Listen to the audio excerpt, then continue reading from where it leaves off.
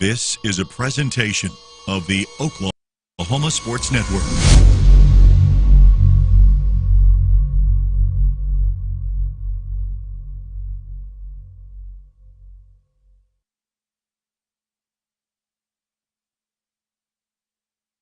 Any other use of this telecast or any pictures, descriptions, or accounts of the game without the Oklahoma Sports Network's consent is prohibited.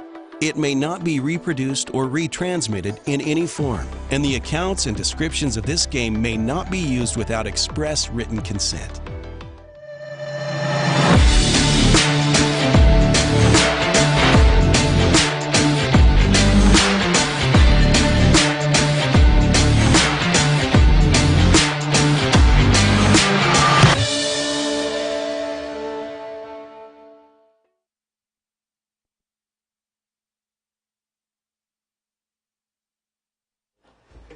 Welcome, everyone, to Oklahoma Sports Network's presentation of MacArthur Highlander Soccer, brought to you by the Lawton Marketing Group. And tonight, we have a special treat to begin our night off. Tonight's senior night for these young gentlemen. And so we brought up all the seniors for the MacArthur men's team. Which one wants to start? Oh, yeah. Okay, John. So give us your jersey number, your name, and then we'll talk from there. I'm number 19. My name's John Williams. All right, John Williams, what's your plans for next year? So after I graduate, I plan on going to Georgia Pacific and working at the sheetrock factory for a little bit, and then going to college for political science. Awesome. So how has your career with the Highlander soccer team really impacted you, and what your plans are for your future? I think the biggest thing is it's boosted up my confidence and talking with people in my everyday life, and stepping up as a person. Cool. Like talking with people in front of a live audience, stuff like that, right? Yes, sir. Awesome. So congratulations. We really appreciate you playing these 4 years. It's really been fun watching y'all play. But we're going to move on to the next senior. All right. So I just go? Number 8, Drew. Do I just go? Mm-hmm. All right, I am number 8, Drew Holland. All right, Drew, what are your plans for next year? Well, I plan to attend the University of Oklahoma. Don't really know the major other than something with math. The University of Oklahoma. Yes, sir. Okay. I'm kind of upset being my wife is a Texas fan. Boo.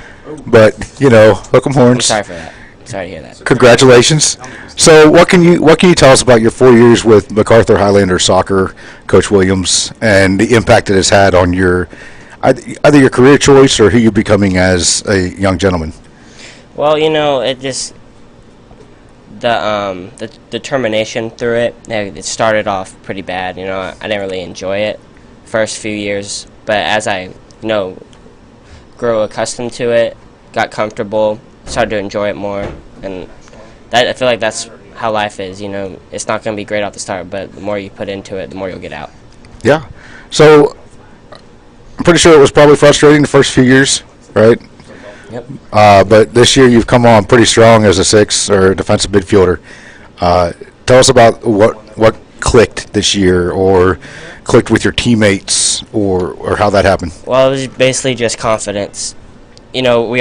Everyone out there on the field has the ability to play every position. It's just your confidence in that position. If you believe you can do it, then you can do it. That's the only thing holding you back. Yeah, and we've talked to you once already this year and said how much you've absolutely been killing it. So we really appreciate it. Let's move on to the next young gentleman. I'm Devin Justice. I'm number 2. Number 2, center back. Yes, sir. Right. Devin, tell us a little bit about your career with the Highlander Soccer. Well, it started off rough, like Drew said. We had a big team our freshman year and our sophomore year, so me and Drew didn't see much of the field. But stepping up last year, me and Drew talked to each other, and, we wanted to step it up a little bit, help our team out, because we were going to be upperclassmen.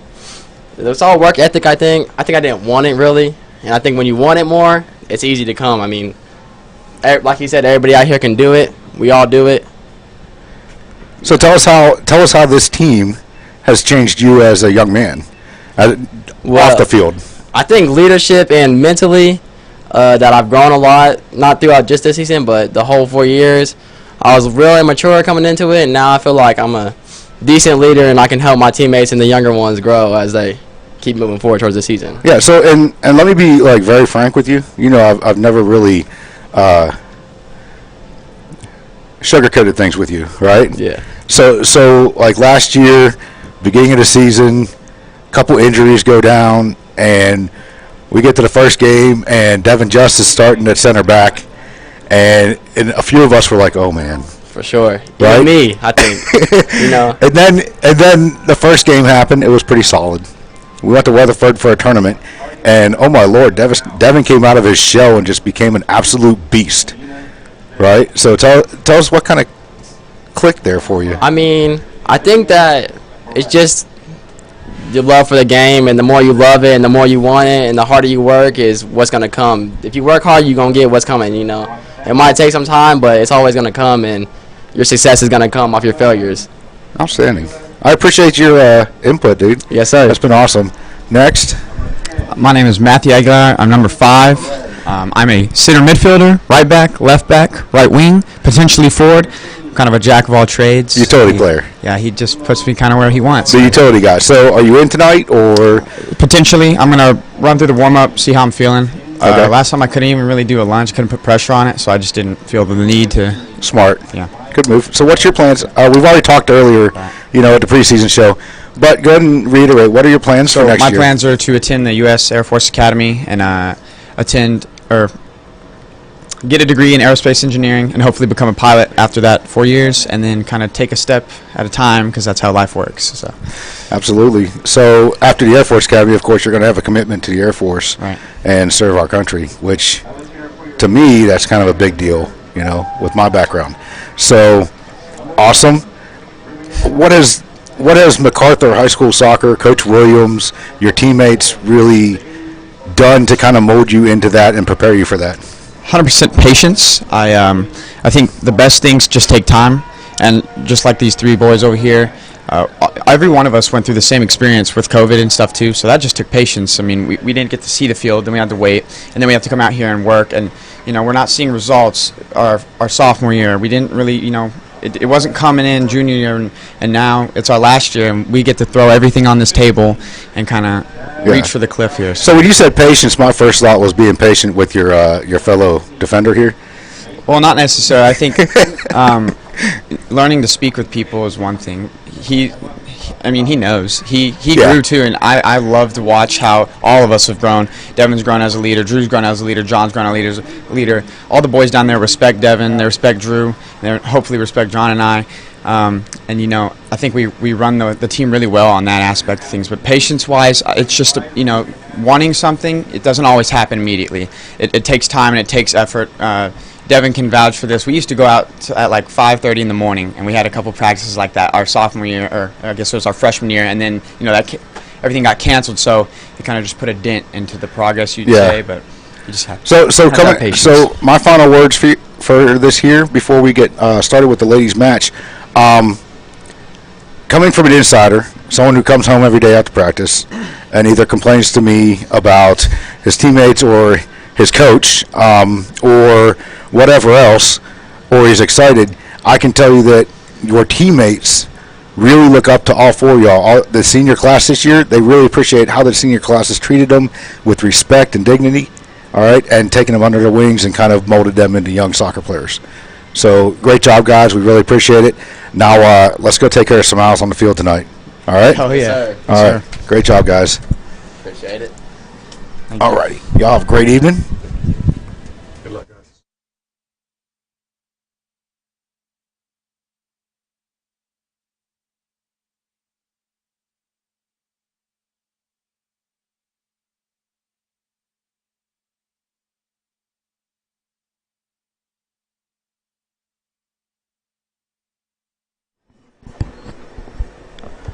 All right, welcome back, everyone. Here we are for some Highlander soccer. We have a great evening planned for you tonight. Not only is it senior night, but we've got the Elgin Owls in town here to try and mess up our plans for some playoff hopes. So the Lady Highlanders looking to come off of that Noble loss, the 3-1 loss on Monday night. Or Friday night. My bad. Tonight's Monday, huh? I got my nights messed up. But the loss on Friday night to Noble, looking to avenge that loss against a very stout and promising young Elgin squad. Kobe's joining us here, throwing that headset on. How you doing? Oh, wonderful, Kobe. Let's talk. What are we looking to see tonight? I mean, I kind of led in with the Lady Highlanders trying to avenge the 3-1 loss in Noble, and Elgin trying to keep the Highlanders out of playoffs. Basically, what tonight's match is all about. Yeah, the stakes are high, and the intensity ought to be high as well, especially from the MAC squad. And I'm excited to see what they look like. The Noble game was a tough one. They're a great team, played very composed and put together. Well, I think what I'd like to see out of our team more than anything is consistent effort across the board. I feel like we, in multiple spots around the field, multiple positions, we played with lackluster effort. Not no effort, just not in it to win it effort. And man, I'd just like to see them rise to the challenge, rise to the occasion, and come out aggressive and just stay aggressive the whole time. I think what's big, too, is we talked about it at Noble as we're about to kick off here. We got Mac and Black going right to left, Elgin and White going left to right. But MacArthur's going to kick off here. Just let's see how they come out. If they come out with flat feet like they have been, yeah, or if they come out ready to play. I mean, that's going to be a big – you got to set the tempo. Absolutely. Yeah, I mean, coming out flat and things getting out of hand early, like in the Eisenhower game, then you dig yourself in a hole and you put yourself in a situation that you might be able to do something about, but, man, you don't want to do that. You don't want to do that to yourself. Come out the other way, come out aggressive, hit them quick and early, maybe put one in early and set the tone for the game. That's the way you want to go. Yeah, and I think with Noble, we came out pretty flat too, which they didn't score early, but they kind of set their tone instead of playing our pace and our tone, which would have put them on their heels a little bit. Yeah, Noble hasn't been really put on their back foot much at all this year. No, they're a solid team, and we did a great job with them. 3-1 is a very respectable score based off of how they've treated everybody else this season. So, great job by Avery there. Good teamwork by Emma and Avery. So, in Elgin's coming off a pretty strong season too. I mean, they're coming to the end of a really strong season. I mean, this in no way, shape, or form do I see this being a runaway match. So I know in the past, MacArthur has kind of taken care of Elgin pretty handily. Feel like this is a better team this year that they've got? That's what the score lines show.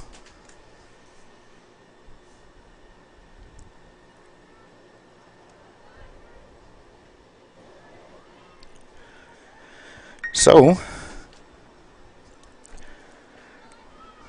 little slow paced. We got a couple... a little bit of a different look with the starters tonight with, looks like Bailey Burkhart on the left wing.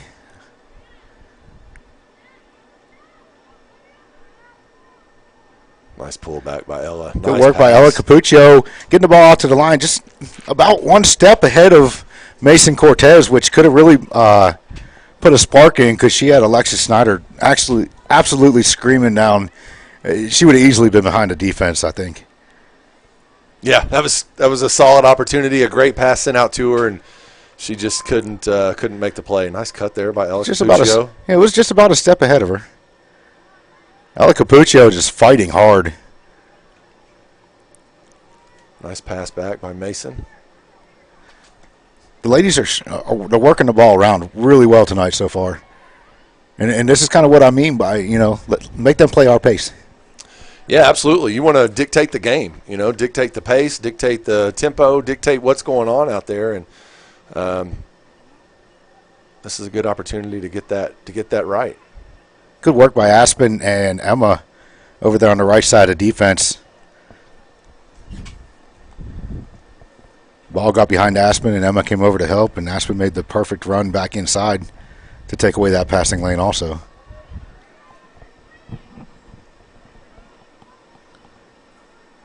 Ooh, it's close enough to make you nervous right there. A little bit. Ruby's up to task, though. Definitely. She just had to wait for it to get into the box, and the timing was just such that just make you sweat a bit. Pretty good ball into the corner by Elgin. Looks like Yuri Ellis, one of the captains, number 13. Just a little too much on it, though. So one of their superstars to watch is number 10, Annalise Perez. She plays her club ball with a couple of the girls from the MAC squad, Aspen and Avery. Yeah, Annalise and Yuri Ellis is pretty good too. She's one of the captains as a sophomore, so I mean, kind of tells you not just about her play on the field, but about her character. But they got Mac on their heels right now, really pressing the ball forward. And then, the normal name in the midfield just causing the interruption, Jazz. Had a good talk with Jazz yesterday, and, she doesn't really see herself as that great of a player, really.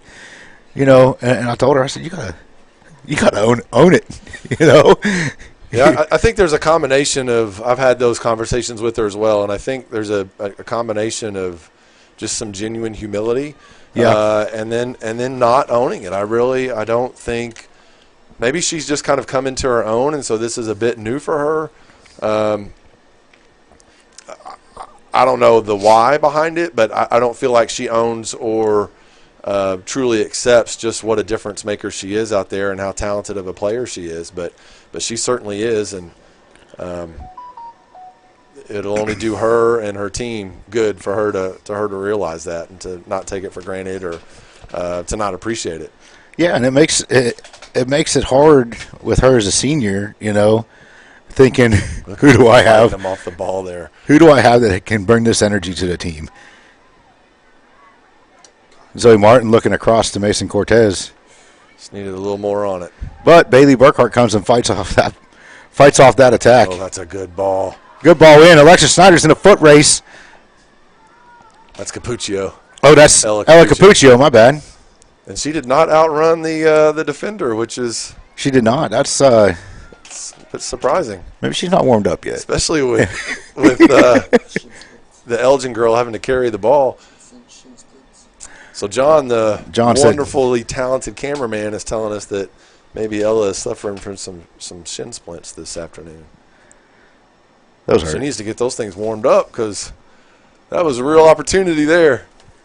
Yeah, and I thought it was Alexis, and I was trying to figure out why we weren't out running. Right. So here we go with out of that corner kick opportunity for the Lady Highlanders, and our wonderful Elena Burke over the ball. I mean, her corner kicks this year have just been absolutely phenomenal. She hadn't had many, but but man, she can take them. She's very talented. Takes, I would say, 50% of the corners on her. That one goes just over Jazz's head. Jazz looking for another shot at it. Goes off the crossbar, and Zoe Martin hits the post. I knew I was blanking on somebody else that's on that team. It's Elena Burke. Yeah, she takes 50%, I would say, depending on what side of the field the corner's on. She takes 50% of the corners on her club team. So point is, long-winded point. She can drop it right in there and put it where it needs to be. And when she's had her opportunities this year, she definitely has taken advantage. She's had two right on Jazz's head. Yep. Man, and if you can find that secret sauce to score on corners. Jazz with a big steal. Ball's through. Mason Cortez is going to run onto this one.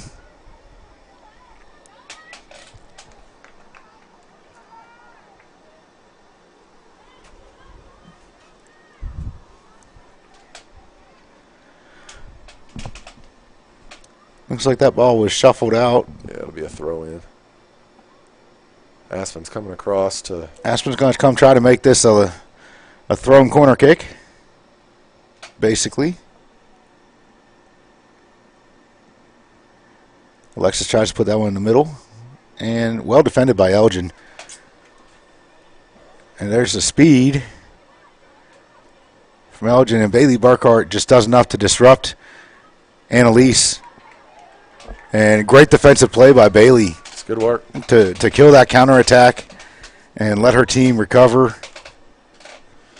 It was a missed touch that gave them that opportunity by Bailey, and she never gave up on the play. Yeah. She fought back. Even when the pass was made, she stayed on it and ultimately won that battle. So let that be a lesson in you lose the ball, always go get it back. Zoe Martin with touch across, back to Elena. Elena gets to Mason Cortez. Mason plays that ball in to Ella Capuccio, and the AR's flag was going up for offside, but the goalkeeper came out and scooped that one up. Good little run of play, though. They've had some good opportunities here so far already. Yeah, they have. The Highlanders. Yeah. And they've stopped a couple good opportunities down on the defensive end.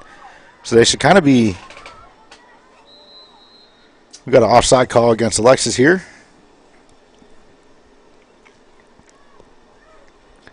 They should kind of be settling in now, you know. They feel like they are, and in a good way. On both sides of the ball, yeah.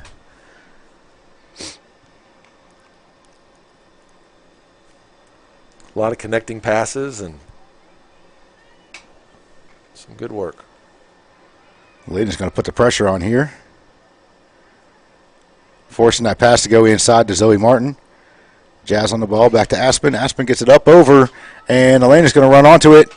Just gets outside the sidelines a little too quickly. It was a good, once again, a good connection. They knew what they wanted to do. Yeah, it's a good try, and if that goes down the line or really pretty much down the line is probably where you'd want it to go, but that's got a real opportunity.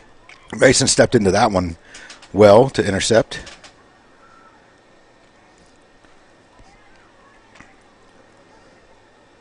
Good pass by Mason Cortez. Ball's going to come back out.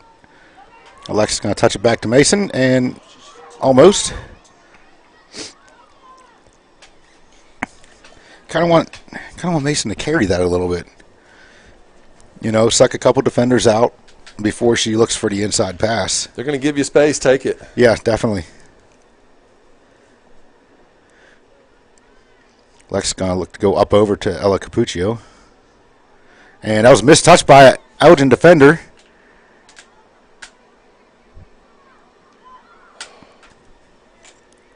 Lady Highlanders kind of putting that Lady Owls nice pass in a bad way here, and Jazz gets that ball. Ball gets shot, blocked by an Elgin defender. It was really well done by Ella Capuccio there to maintain possession of that ball, fight for it, and then make the pass back across the middle up towards the top of the box. Just a dead good interception by number 10 there, Annalise, for the Elgin Owls to keep them on the attack.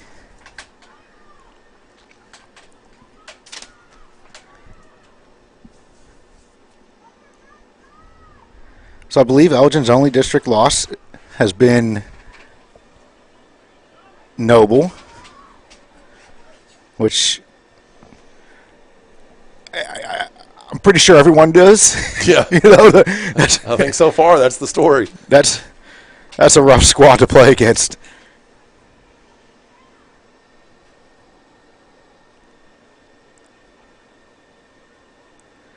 Great defensive play by Emma there.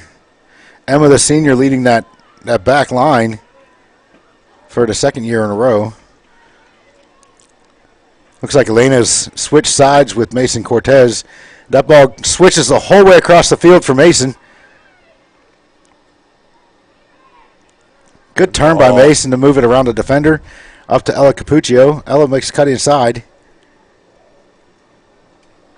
And Elgin dispatches that fairly well.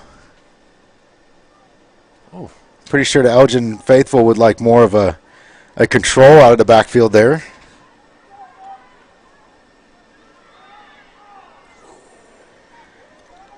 That ball comes scarily across the Highlander penalty area. And Ruby with a big save once again, coming in clutch. Tell you what, they're lucky they didn't get scored on there. The defense fell asleep, acted like it went out of bounds. It definitely did not. And now this one's coming back the other way. Alexis is on the run, forcing Elgin to put that one out of bounds for a Highlander throw. But yeah, there was definitely a breakdown there with the defense. I don't know if it was a communication breakdown or...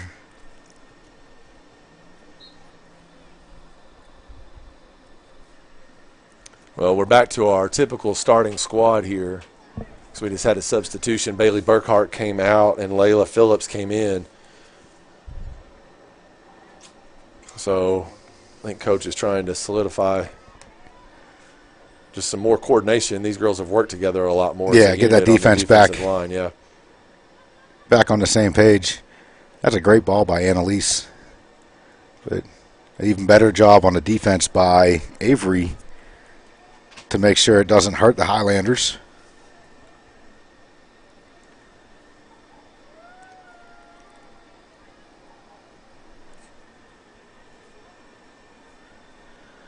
Good defensive work by Elena Burke. We don't say that much. She's usually on the offensive side of the ball. Right.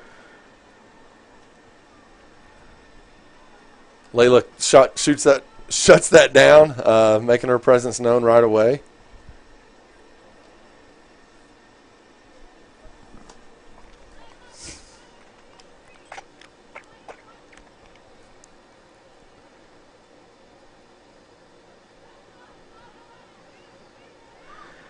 Elena with some great work there. Gets the ball up forward. Trying to force a mistake by the Owls defense.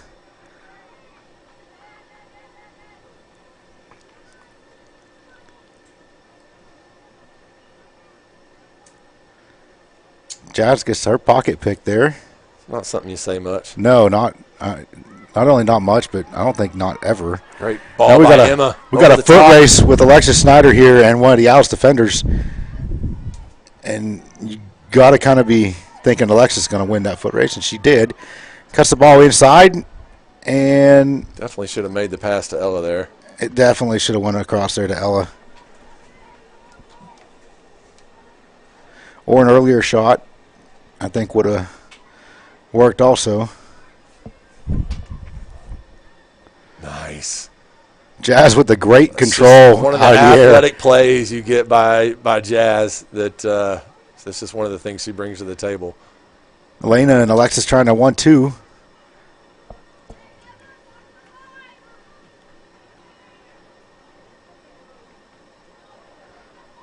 That ball comes out right off of Zoe's face. That's the toughness of these ladies, though. I mean, most female soccer players are just so tough.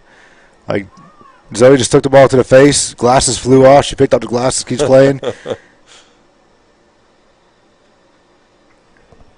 I know some grown men that aren't that tough. No, that's tough, man, and you're right. They are tough. It's just a physical sport, man. We got Jazz coming out. She looks like she's sick to her stomach. Yeah, Jazz coming out, and it's hot out Lily there coming today. in. So it's, I don't know, maybe 82 degrees. That's not that much, but when you're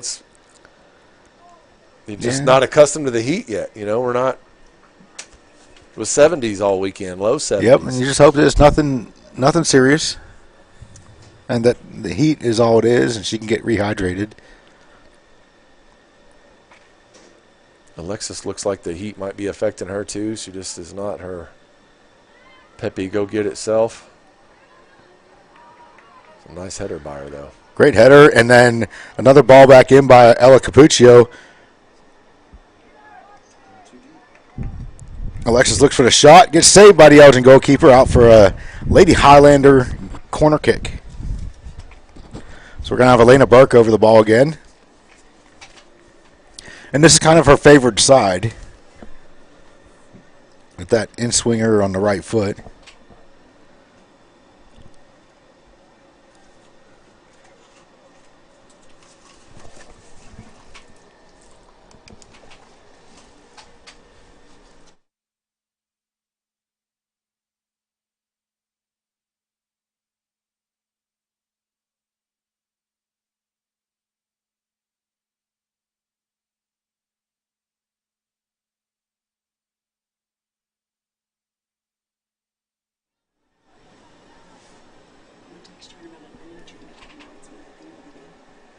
Okay. Just had a visit from Mrs. Edwards. My lovely bride. Another wonderful part of numerous things that are going on here tonight. Number one, the Lawton Marketing Group, our title sponsor for the OSN broadcast, and also the president of the Lady Highlanders Booster Club. You know, just she puts in so much effort and work, and her husband does too. But we hear from Kobe all the time. Well, she outworks me in circles, man. So yeah, she puts so much effort and work into what her kids do and what all the kids in the community do. And then on top of her absolute crazy schedule at work,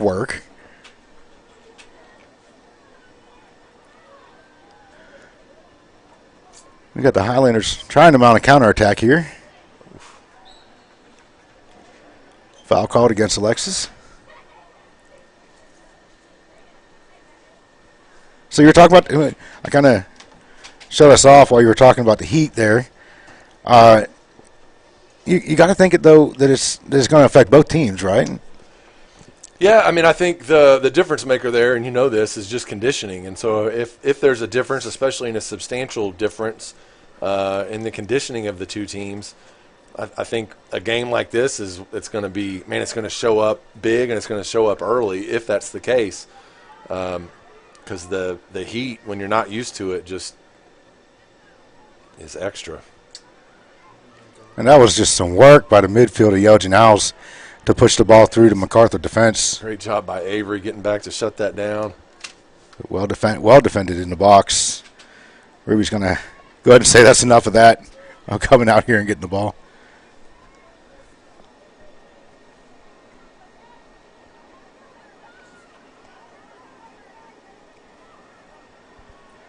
There's some fight from Alexis. I like it. Well stepped into by Layla. Just a little bit of a heavy touch. Yep. Got that ball taken away from her. I like the idea, though, carrying the ball up the field. But she also got back to taking what they're going to give her to challenge the runner.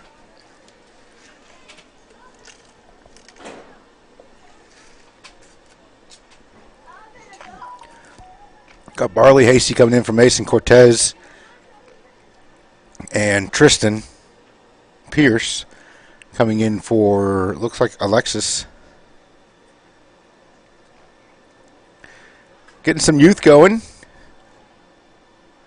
That was a great job by Elena Burke to hold the ball down the sideline. So a little bit of a heavy touch. Yeah, you could see her instantly wishing she had that one back, but it was she had Ella. Work. She had Ella on that run. She was under heavy pressure, though. Good step by Lily. Elena's going to come up and challenge for that one again.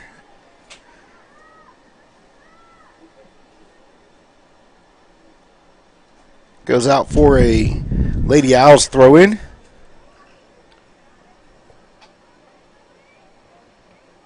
Oh, nice switch. That was a good ball there in behind the defense by Tristan Pierce, who we haven't seen a whole lot this year. When she has been on the field, she has been solid. Saw her some earlier this season. I think it's been a few games.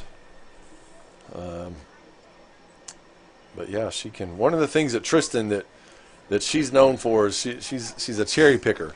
Right place, right time. Girl can, and we haven't seen it so much this year, but she doesn't have a ton of time on the field either. But she, even way back to when I coached her years ago, man, she just had this uncanny ability to just be in the right place at the right time. The ball just happens to fall at her feet. It does. But then to her credit, man, she knew where to be, and then she finished. A lot of girls would take too many touches or overthink it. Look at this. That ball comes in. Ball by the goalkeeper. Avery Dowdy with the score. 1-0 for the Lady Highlanders. Huge. Man, we needed that. So that was a free kick by Aspen. Aspen on a free kick and bounced out of the keeper's hands.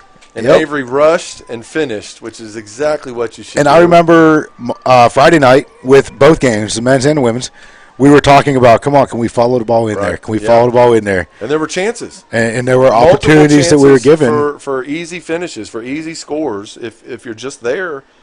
Yeah, but you can't wait to find out if the ball's going to bounce out. You've got to be there. You've got to go in expectation that the ball will bounce out. And 80% of the time it won't. But 20% of the time it will. And when it does, man, you're likely to get one of the easiest scores of your life. I wonder if Avery listened. I wonder if she listened to the broadcast and was like, you know what? Very coachable. You know what? Rich and Kobe said to charge that goalkeeper, so let's see what happens. Avery was our player of the game last match in Noble. So maybe she went back to listen and heard that. That ball comes in, Ruby comes out, and Ruby misses that and is in for a Elgin goal. Elgin Owls even up to score 1-1. Wow, that was quick. I think there was some miscommunication in the defense. On the defensive line, and then, you know, Ruby came out. She did the right thing, I think, by coming out. Just getting down, though, might have made it better. I don't know. I'm not on the field, and I definitely don't have a goalkeeper state of mind. Yes, I'm a little bit crazy and, you know, have a few screws loose, but not quite the goalkeeper type. That was a good look there for Layla. Again, she's there to go back and win it back. Pressuring hard. She made a bad pass, and then she comes in to win it back when it didn't go the way she wanted. At number 2, Nina, trying to stop her from the ground. So we got another free kick from distance. Aspen on the ball. Avery's coming up to get on that line. Hoping for the same result here. Oh, that's a Ball's great over. Ball. What? She cannot be offside. And we got an offside call. I mean, I didn't see it, but I was watching the ball, so.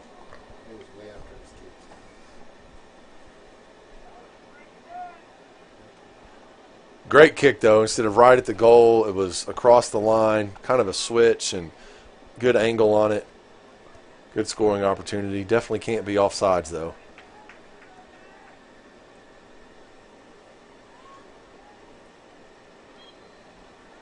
Got Alexis coming back in. She's going to replace Ella Capuccio.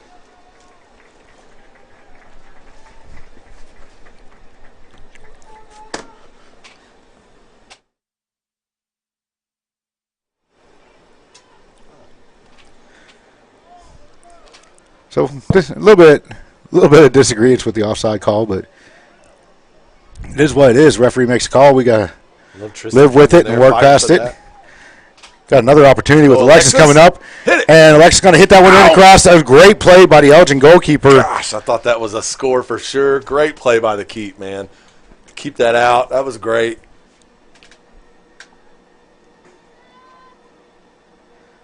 Ooh, I thought that was it, Rich. That was probably the best opportunity we've had. That looked good so far. Keeper just made a great play.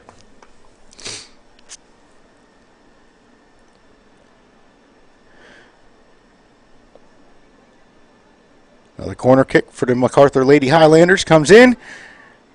Looks like it scooted off Aspen's head or shoulder. Another great ball by Elena, though, on this corner service. Kind of missed Jazz in there to throw a head on that. It's a little congested. I'd like to see them put some movement pre-kick there. And I know they've got those plays. They just kind of were set up and just sat where they were. Good tackle by Alexis. Great. Oh, it was intercepted. That was a great pass by Zoe. Good step by Emma Huff. Yes, it was.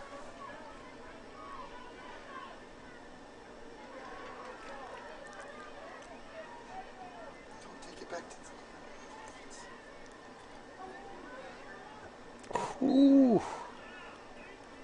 That's tough. It's a great play by Lily to kind of shut down the attack there. You know, foul or not, you know, when you shut down that attack and you kind of make them reset,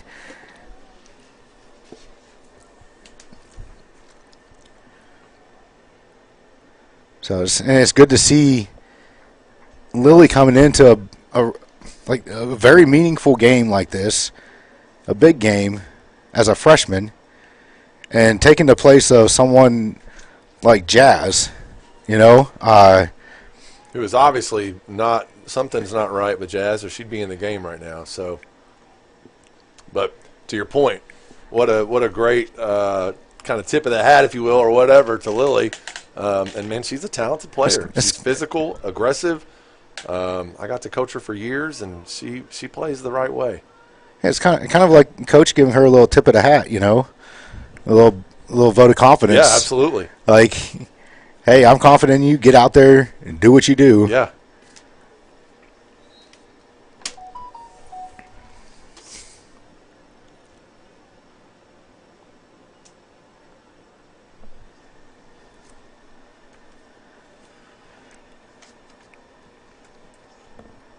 So we got 11 and a half minutes left here in the first half. Scores 1-1 with the Lady Owls throw-in. Good job by Elena. Well defended by Elena Burke. Oh, that's a good strike. That's a good shot. Those are the trouble shots that kind of float up right under the bar sometimes. But Ruby handles it very well. Sends the ball back out over the Elgin defense, and that one's headed over for the Highlanders. Some good work by the Lady Owls defense to scramble on that one.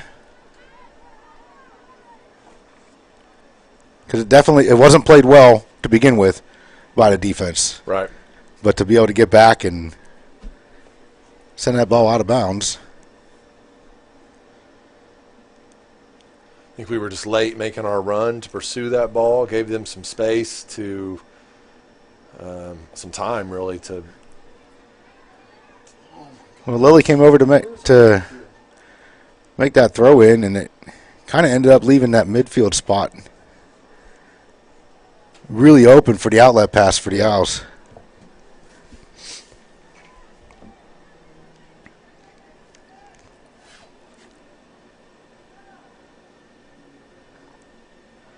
Good step in by Layla Phillips.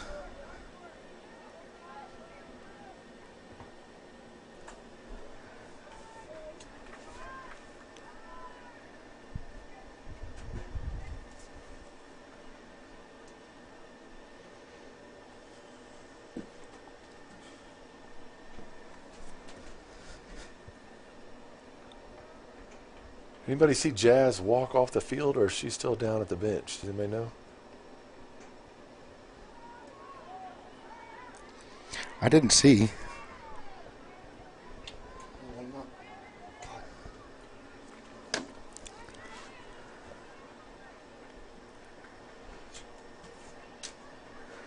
But Highlanders getting chance after chance here.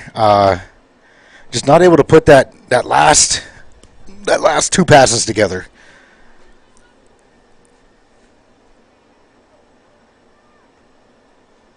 But they definitely do not look as flat-footed as they have in the previous 3 to 4 matches. What do you think, Kobe? No, I think definitely not. I think and here's Jazz walking back on the field, or not, back to the sideline anyway. I don't think they look flat-footed at all. I think they're definitely missing their phenomenal midfielder in Jazz not being out there. Yeah, so I just got a message. She's having some stomach problems.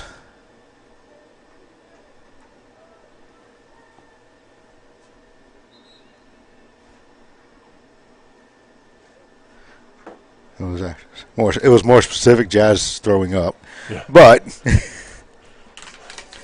so I kind of, as a coach, it makes you leery to kind of put her back in there with the heat the way it is, and you don't want her to get dehydrated, or you're worried that she already is dehydrated and that's the reason she's throwing up. Yeah, and she may have just had too much on her stomach to start the game. That's so personally probably what I would do based off how this. So we just had kind of a mass substitution. So I think 3 players swapped out. We've got 8 minutes left in the half. We're tied 1-1. If it's me, I'm probably thinking, let me see if I can put together a halftime and these 8 minutes as a time for Jazz to recuperate. Maybe get a little bit of water in her, just kind of resettle her stomach from throwing up, and hopefully feel better and be able to start the second half. Plus, maybe it'll cool off just a touch by then as well, and I'd really be looking at second half. And I'd kind of be looking to put her in a position of less of a workhorse, for a little bit to kind of let her get her feel on the field and see how she's feeling. Yeah. Put her up there as the striker. She's going to make a couple of runs, but she's not going to be running all over the field like she needs to as a defensive midfielder. It's a good hustle back by Bailey Burkhart. And who knows? She gives energy in the midfield. Who knows what energy she would bring to the forward line. No, I totally agree. It's actually, we're not to the boys' game just yet, but it's one of the things I've been thinking about with Pasquale. If we were to push him up to the top and just see, he's a great force in the midfield, just like Jazz is for the women's team. But men's team's had a hard time scoring this season, and we know Pasquale can score. So try putting him there. Something I'd like to see. And same thing. Let's try Jazz, put her up there, maybe hide her a bit in the sense of, a little bit easier on her. Not such a, midfield's physically the toughest position to play. You run basically nonstop. You're involved pretty much all the time. It's a very demanding position.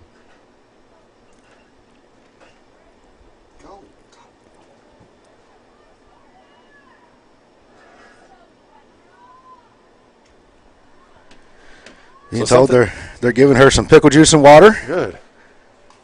Something else that I think we're suffering from at the moment is not having Michaela out there tonight. Is she injured or? So my understanding is she has. This is all just what I've heard, but she suffered a concussion. In which game was that? Forgot which game that was, but I want to say that was in the Eisenhower game.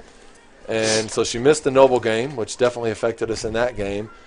She was cleared by one doctor and not cleared by another, is what I've heard. And I don't know that that's true, but that's the word on the street. That's unfortunate. Definitely a force to be reckoned with up top there.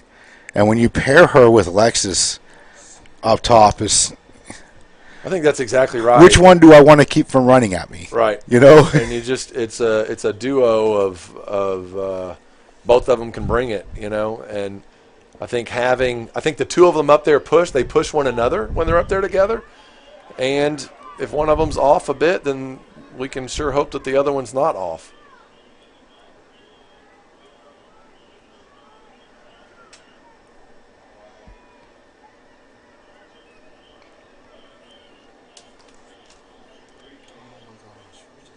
Some excellent work by a couple of Elgin Alice players with their footwork there.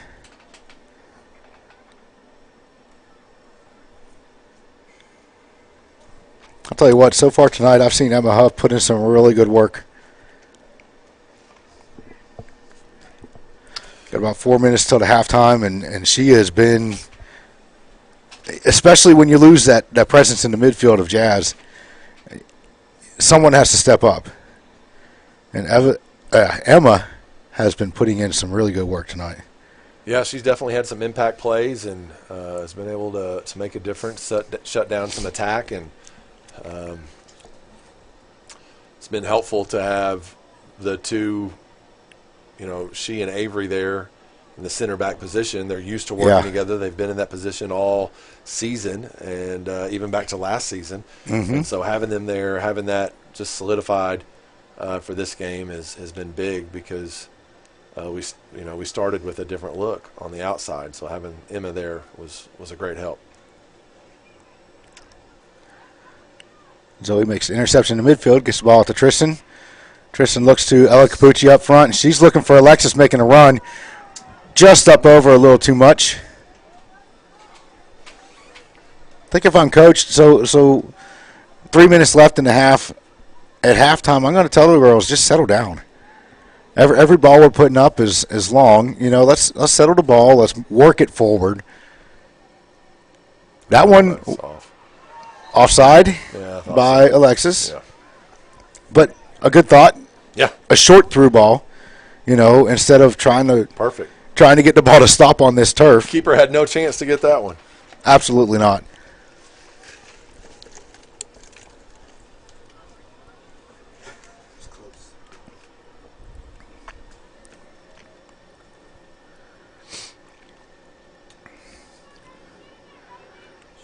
Bailey Burkhart working hard in the midfield.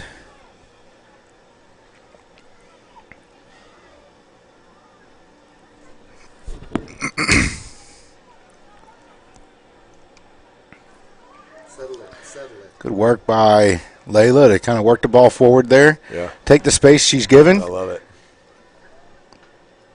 Draw some defenders. Move the ball upfield. That ball's going to be long and easily into the hands of Ruby.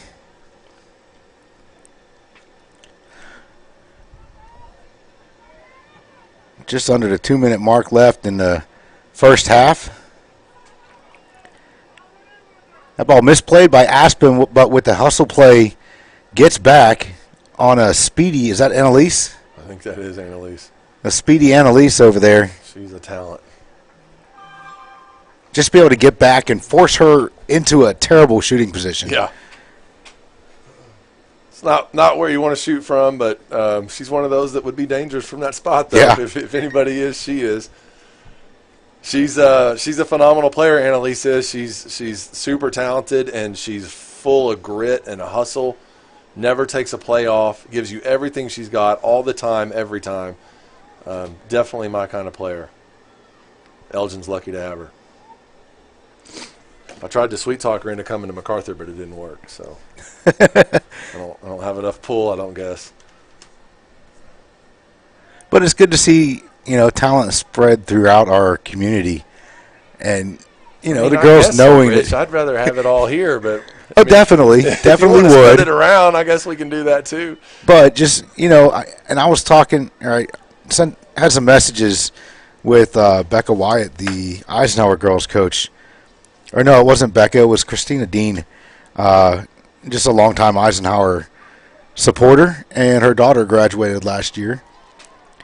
But just to see both of those matches, the men's and the women's, go into extra time, be such tight matches, really speaks highly for the level that soccer is getting to in the city of Lawton. Yeah. And that we can have those kind of matches that aren't. They weren't low-skilled matches, that just went into extra time. There were two highly skilled teams, Yep. Both the men's and the women's, that, they took each other to the distance. So Yeah, they had to work for it. But we're going to take a break here. It is halftime. Score is 1-1. The Lady Owls and the Lady Highlanders knotted up here in district play, looking for a playoff berth. This is Rich Frederick, Kobe Edwards, John Burke on the camera with Oklahoma Sports Network, bringing you MacArthur Highlanders soccer, and we will return shortly.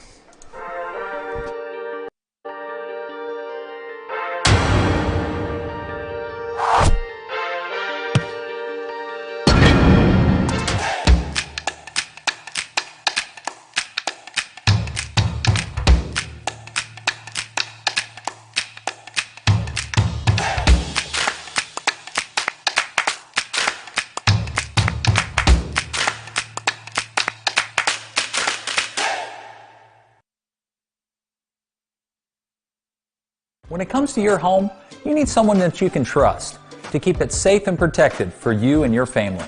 Vesta Foundation Solutions is your local, family-owned company that has helped many homeowners fix and protect their homes. Our engineered solutions can take care of all of your foundation repair, basement waterproofing, concrete leveling, and dirt crawl space repair needs. We take pride in getting the job done right, and you'll always be protected with up to a 75-year warranty. Contact us today for a free estimate.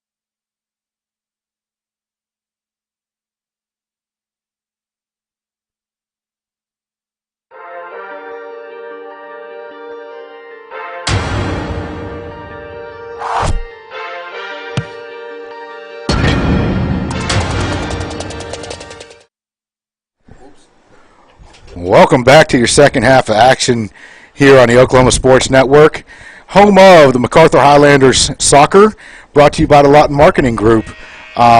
Rich Frederick, Kobe Edwards, John Burke, right back with you. So first things first, before we get into what our halftime would have looked like with the ladies. So in the next booth over, we have a gentleman, Bart Scroggins, who has been part of Lawton soccer in Lawton for Lord knows how many years. The president of the club, refereeing, coaching, but we just want to send out a special birthday shout out to Bart. Is it his birthday? It is his 55th birthday Let's go, today, Bart. And he's over there running the scoreboard. How many years? Still 55. 55. So still giving to the soccer community, both reffing and running the scoreboard for the Highlanders games. I don't know if he does it for the Eisenhower or Lawton High games or not, but had kids play for the Highlanders. Has seen multiple coaches come and go for the Highlanders. Yeah. But it's a great honor to kind of know someone like that can tell you basically the history of how soccer has went in Lawton, and that sees the improvements that soccer is making in Lawton as far as our skill level at the high school level and the competitive level with the club. That's awesome. So once again, happy birthday, Bart. Happy birthday, Bart. Hope you're enjoying your evening out here at the soccer field, and hope you're not in trouble for spending your birthday here instead of with the wife. That is. That's commitment. Yes, it is. Man.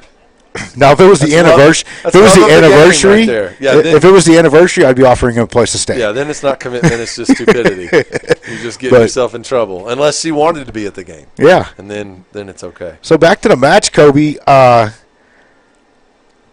do you think of Elgin's play in the first half? Real quick, just wanted to point out we've got Elena in midfield. Yes, Elena has moved to the midfield to start the game, which is an exciting change. We needed a change. Yeah, and Zoe moved out to the wing. I like this a lot. And Jazz steps into that one. I guess she's feeling better. But so what about that Elgin first half? What do you think? Man, I thought they were in it. I mean, obviously they're in it scoreboard-wise. They moved the ball around well. They came to play. Got a quick strike from Elena with a shot already in the second half here. Yeah, I mean they're not rolling over. No, they came out. They're aggressive. They're playing smart, and yeah, I thought they had a solid half. Yeah, so I remember at the preseason interviews we did with the coaches and captains, the Lady Owls, of course, were there because they are a part of Lawton Soccer Club and stuff. But they said they're young, but they're here to play. They're here to show everybody else what they have in Elgin. Yeah. So, well, there's a lot of pride in Elgin. They play with a lot of pride and in all their sports, believe in their town, believe in their school, and I'm sure they're working very hard to put something great together. And you can see that their team has taken great strides. It was a big reminder from Jazz that she's back on the field there. Just a reintroduction. Letting the Lady Owls know, look, I'm back. I'm here to stay. Good luck. So Elgin pushes numbers forward on that free kick. And chooses to play a second ball up over. And it looks like we have Ella Isaacson in the goal for us this second half. No. Or is that Ruby? That's Ruby. Yeah. My bad. Sorry. Sorry, Ruby. Sorry, Ella. Look, I just put my glasses on, so I'm reintroducing my eyes to my glasses. I wondered earlier, you called a handful of girls that were, it's a nice strike. And we have an offside flag down here, though. Gosh. On the attack. I think Alexis was offside and came back onside to play a ball. So she was off, then came back on. So what did you think of the Highlanders' first half? So, and what are you looking to change coming out second half? We need more energy from the midfield. And kind of like Friday night at Noble, too many balls are skipping the midfield from the defense, right? As opposed to building the ball up to the attack. We're trying to go from the defense on long up over to the forwards. And it hasn't been a recipe for success for us so far. So to get that energy back into midfield, which may have been the decision to put Elena in there with Jazz, let's see if we can kind of spark something. But the energy in the midfield just hasn't been there tonight. I think that's a great adjustment, by the way. I like it. I know Elena's not super excited about playing midfield. She's always told me that. It's not really her spot. And there's Ella Capuccio, 1v1 with the defender.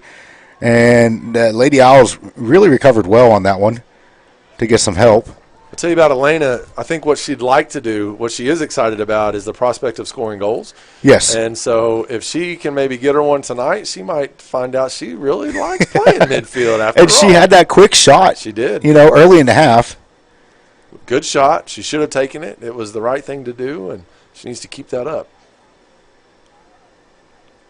So, yeah, my basic assessment of the first half is not enough energy in the midfield and too many balls skipping that level. Yeah. When I'm coaching, and most people are coaching, your center midfielders are skilled. Right? They're very skilled with their touch on the ball, work in tight spaces, and distribution of the ball. Yep. Controlling the pace of the game. When you skip that process, you just have running back and forth. So it makes it really difficult. And we got a big chance here for Mason Cortez. Oh, my gosh. Literally, that's a score. Huge chance. Ella Capuccio pulls up, trying to be sweet so Mason could have it, and we missed the score because of it. Be selfish. Be selfish. Just get selfish. Get it for the team. Not for you, for the team. It's just the team needs it. Gosh, that's painful. Super sweet, but just wrong, Yes. I love the heart, though. That's the epitome of a good team player. Absolutely is, because it was Mason's touch that kind of put it there. It was. It just barely didn't dribble, just kind of ooze into and that's the one you goal. You run on, you finish, you point to Mason, Yeah, give her all the credit. Give her flowers, but she felt Mason was right there. She just wanted to give Mason the chance to, you finish it. It was yours anyway, and she just should have taken it. Ball bounces up well for Ella Capuccio. She's going to, she tried to poke it through to Mason.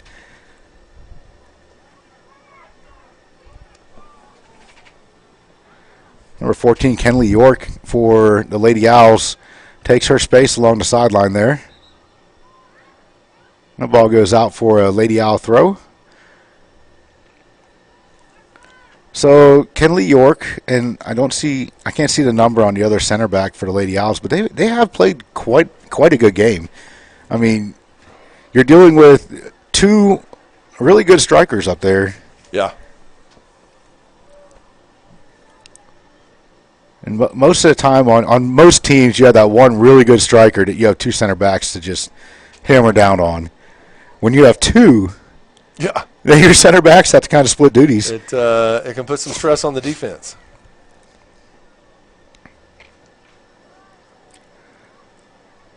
Jazz lets that one go through to Ella. Such soft feet, man. She's just soft feet and so athletic and just insanely strong. Athletic, smart, strong. So strong. She just won us that ball right there. This free kick. There's a little bit of. I'd like to see this come right in front of Alexis and let her go or Zoe. There's a little bit of chitter chatter going on down there. The way Jazz came off that foul, clapping her hands. She's a little fired up.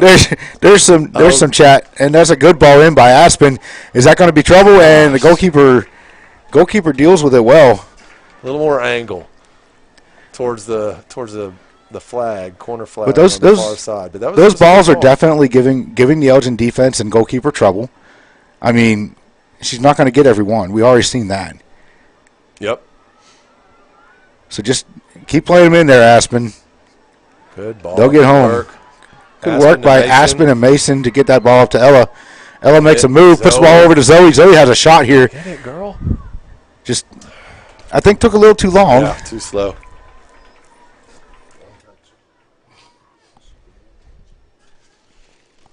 It's a good try, though. Man, I like the ball movement up the field, building from the back like you've been talking about. Perfect passes, great ideas, and we got our shot. To Zoe's credit. Good step by Ella Capuccio. See what we can do with this one here. Didn't want to trust that left foot. Take your time, Aspen. Trying to drop that in the middle. See, that kind of goes to my point of we're skipping the midfield. You know, get that ball to Jazz or Elena and let them create out of it.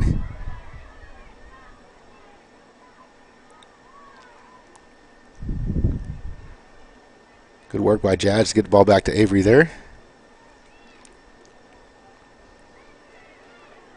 Watch her fight for that ball. It's all right. It's a good foul. Yes.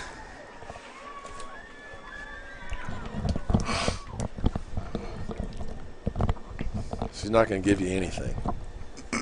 Neither of those young ladies will. Annalise or Jazz. No, no. It'll be a fight to the end. Be battle all day. Just saw Avery and Annalise talking a little bit down there. Between those two, it's probably some good friendly banter. Oh, yeah. Good work by Avery and Layla to work that one out, getting the ball up to the midfield. Intercepted on the pass inside by Zoe. Great. Jazz on the defensive end again.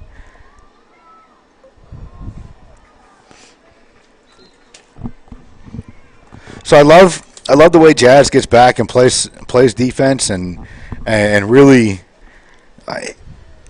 slows the attack so that our defense looks more like superheroes than, they're already superheroes, but they look like absolute craziness. Mm-hmm. And I think it's because of how well Jazz can slow that attack down in the midfield. The only problem is I don't like seeing her have to play defense that much. Yeah. No, you'd rather see her be able to be a little more aggressive up top, but yeah, because she creates scoring opportunities so well. That was a good ball through by Zoe, and that one's in by Mason. That could be another one of those trouble shots that kind of floats under the bar sometimes. That was a great attempt by Mason for sure. Just out of the keeper's reach sometimes. That one's misjudged by Emma Huff, and Avery Dowdy gets back and makes the play on that one.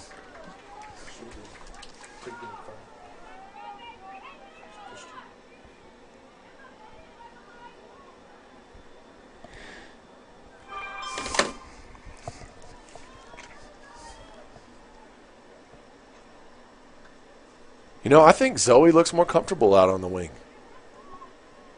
Yeah.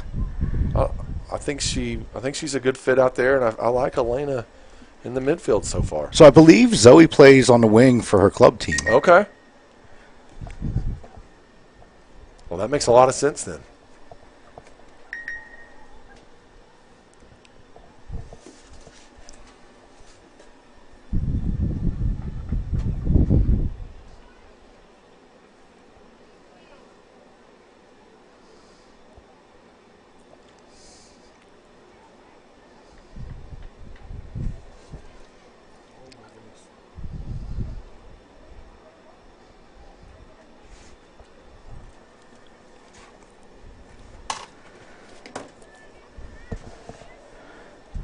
Elgin putting together some threatening attack here.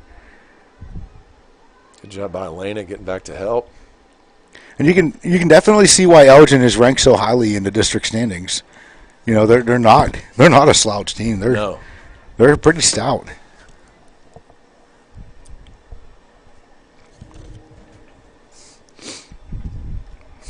No, they're no slouch at all.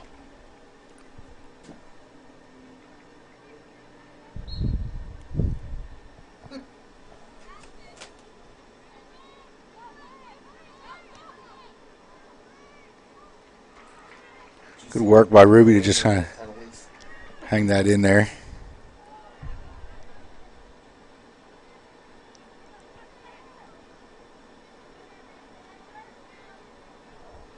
I think Mason's got to work harder back to that ball.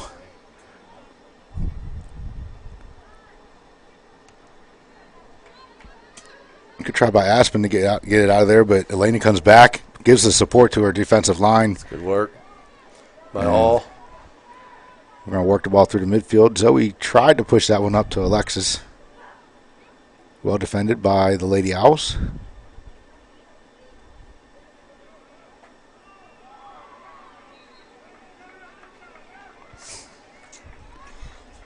Crowd's getting into the game. Definitely. Getting into the meat of the first half and tie ball game, and people are getting excited. So we got 25 minutes left.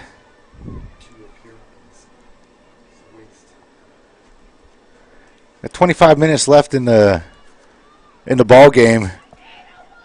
All knotted up at 1-1 between the Lady Owls from Elgin and the Lady Highlanders from MacArthur. Dangerous situation right here. Mason needs to scoot up.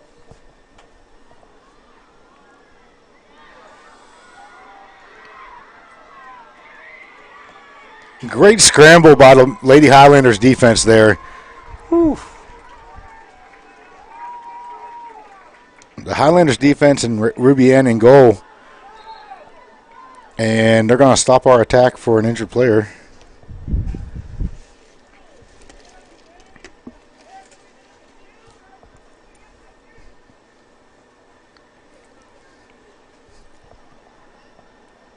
Looks like we got a trainer coming onto the field.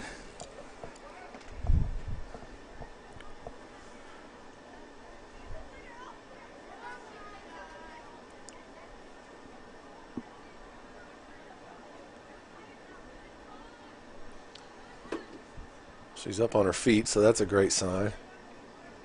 Yes, it is. Always good to see him get up, not see anybody seriously injured. Yeah, I got to disagree with the stoppage of play when he stopped it. You know, if he would have stopped it when Ruby had the ball in her hand, that's one thing. But it's not a head injury. There's not like limbs deformed or anything. Well, and play wasn't around her. And play wasn't around her to be a danger to her. Exactly. You know, so basically you're told as a referee, a head injury or you got something really, really serious looking, then you're going to stop play no matter where it is. Right. But if play's not around the injured player and, you know, it's not super serious. Jazz just shook that girl out of her socks. Absolutely cold move. Got the ball into Mason. Mason had a shot on goal. Goes out for a goal kick. But it excited the fans. I know a bunch of the boys are out watching, and they're cheering pretty loud for that one. That was great. It happens. It's no knock on the Elgin player. She got beat, and you see it happen in sports all the time. I mean, I would honestly say the same thing if it happened to one of our ladies. Yeah, 100%. You know. Trying to give it back a little bit there.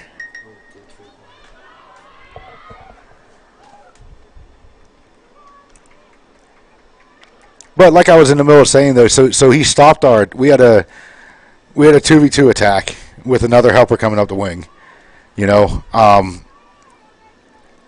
no, I agree with you. Stopping that attack's a little rough, but you also don't want to see an injured player down either, you know, so. Yeah, but to your point, right, she's not writhing in pain. You didn't see her head hit the ground. She's not grabbing her head. It's not an emergent type of situation, and you stop potentially a game-changing play. Yeah. And so, correct me if I'm wrong, but by the rules, you typically wouldn't stop play there because when you don't, what that does is it prevents a team from faking an injury to shut down an attack by your opponent. See me, like everyone saw her go down in the scramble there in the box, and Elena's out on the wing here looking for a cross. Gets it across to Ella Capuccio. well defended by the Lady Owls. Anyways, everyone saw her go down while the ball was in the box, while it was scrambling. As soon as Ruby has that ball in hand, I'm blowing the whistle to stop play. Yeah. Right? Then we can check on her there. That's a much easier restart to sell to the coach just lost an attacking opportunity. Yeah. Corner. Ball goes out for a corner kick, and Elaine is going to be on this one.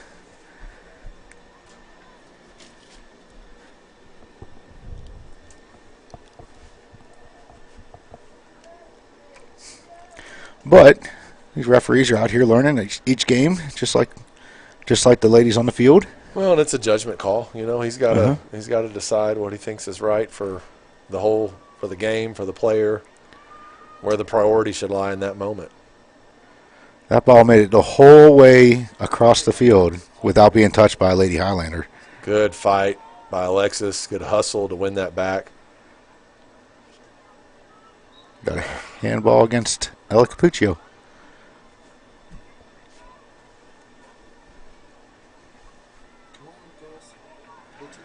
With that corner kick making it the whole way across the field. So I remember at U12, my team, I had a pretty good little team, but we'd have corner kicks make it the whole way across the field without being touched by our players all the time. So I started, there was punishment for that. Yeah.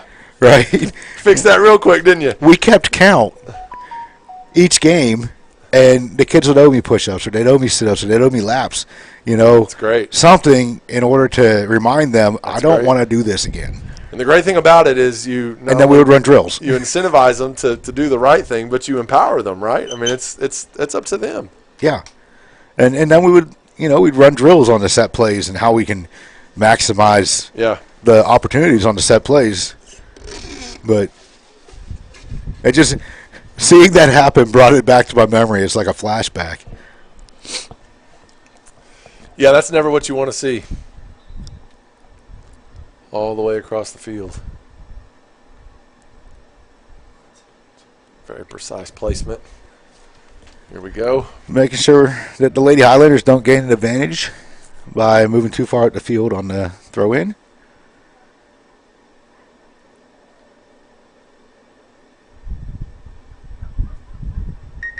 Once again, out for a Lady Highlanders throw.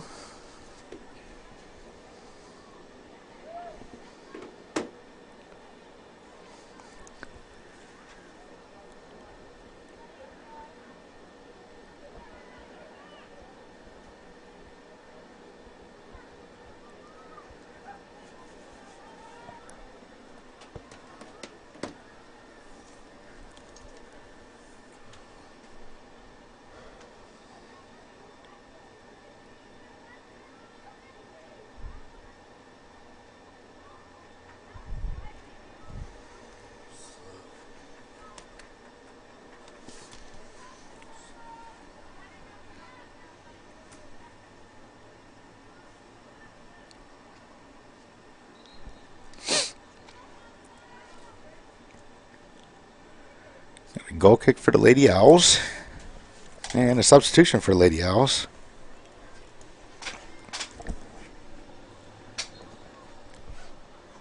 Got about 20 minutes left in the game. 1-1 draw. It's a lot of close matches for the Lady Highlanders this year. Ooh. Great play by Emma.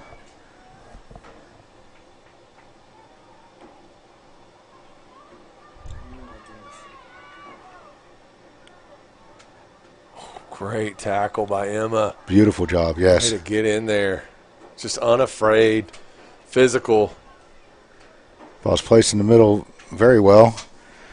But comes through easy for Ruby Ann to take care of.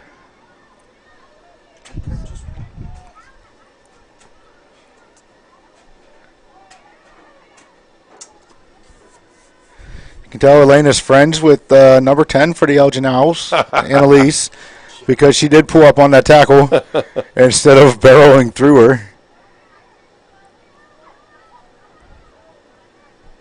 We don't want to see anyone get hurt, but we also want to. We don't want the ladies pulling up on fair challenges either.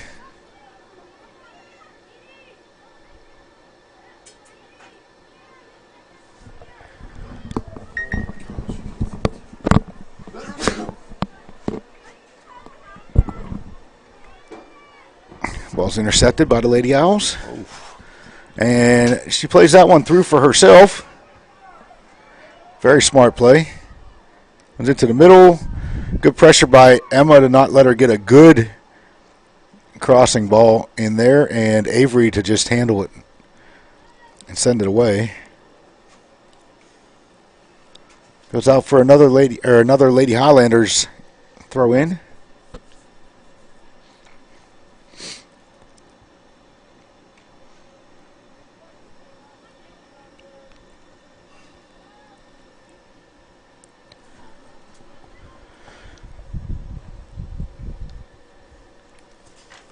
So after the ladies match, we have the senior night festivities going on, and Kobe's going to be highly involved in that, making sure our young men and women get recognized in front of the crowd, in front of their families.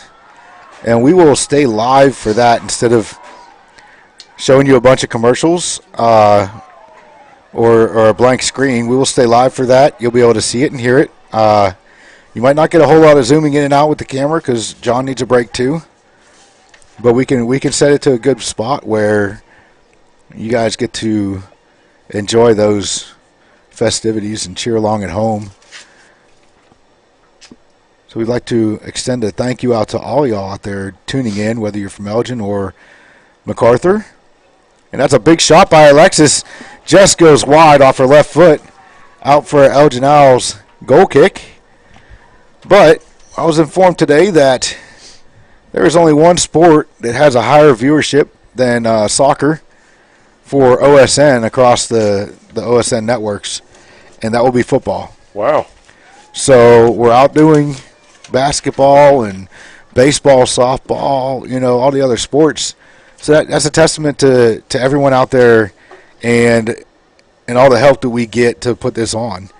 So that's awesome. But obviously, if we were doing a terrible job at it, we wouldn't have very many viewers. So maybe they just love the game, and these girls have got lots of fans out there, and they are watching in spite of us. You know what? Heck, that could be what it is. They can watch it on mute if they want. The whole idea is, we have a community, to include Elgin, full of active duty and veteran military members who have families all over the place. My son has grandparents in Texas and Pennsylvania, and aunts and uncles all over the place, cousins all over the place. So, for them to be able to tune in and watch is the whole purpose for us, getting to do this. Absolutely. Last year we had 2 exchange students on the ladies team. Yep. And we had viewers in Norway. Super cool. And I think Norway and Italy. That's right. Yep. So Letty was in Italy. So we can call ourselves international broadcasters. Absolutely. Well, I wasn't with you at that time, but I think by association, yes, yeah. Absolutely. I get to be an international broadcaster and this this is being viewed all over the country. So the national broadcast of the Lady Highlander soccer game. It's just really cool that we're able to do this for the ladies, and that everyone is giving support. So it really helps out. That viewership helps out whenever the big boss man is making a decision next year. Hey, we got a baseball game or we got a soccer game. Which one are we going to get more activity on? Right. The baseball game. And we got a big shot by Jazz, and that's usually pretty trouble for the goalkeepers. Unfortunately, just right to the keeper. Unfortunately, it went right to her, but being able to get that pressure on is huge. It is really cool, though, that OSN is able to do this, and for the girls to be able to have their games televised, to be able to go back and re-watch them, watch film, grab clips, do all of that is great. Same thing for the families or families that are here that have to work or can't be there, sick, whatever. And then, man, for your extended family and friends and stuff that live wherever, like you said, around the world, to be able to stay connected in this way and get to see that person that's special to you play, man, that's just super cool.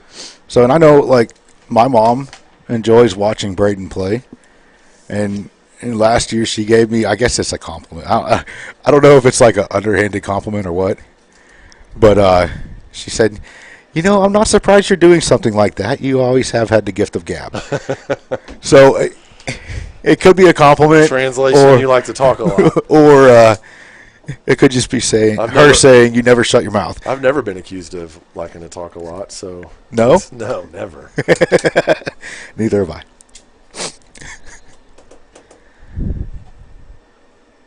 Got a brief stoppage here, and we got to throw in for the Lady Owls. Bailey Burkhart back in at the left back position for Layla Phillips. Layla has played an absolutely amazing game today. Good turn by Ella Capuccio. Little misplay by the defense, and pops it out to Zoe. Drop it back. Zoe puts the ball in, and there is miss at the right place at the right time.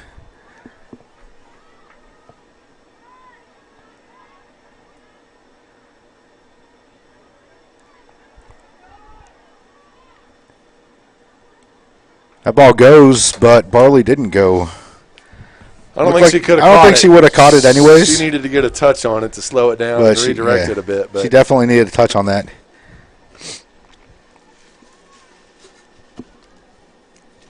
But it was on her pretty quick. I mean, that would have been a tough handle. Oh, yes. Good ball by Jazz. Good ball by Jazz. Get over to Lily. Right out in front of her. So we got Lily at the right back position now. Good give and go. Just one step ahead of Barley. Two freshmen trying to work the ball up the field and make something happen. Those two young ladies are going to be a big part of the future Lady Highlanders.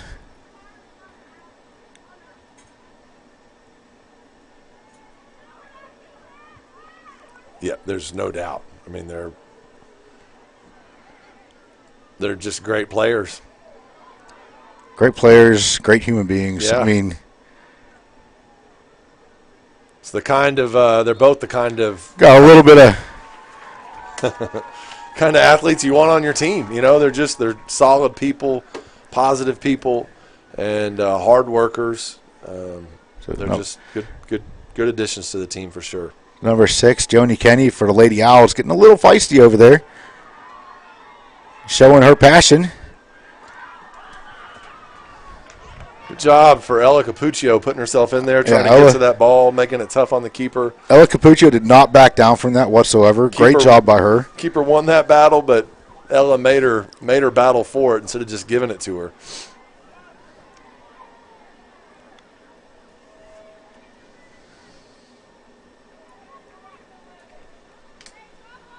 Ball's out for a Lady Owls throw in.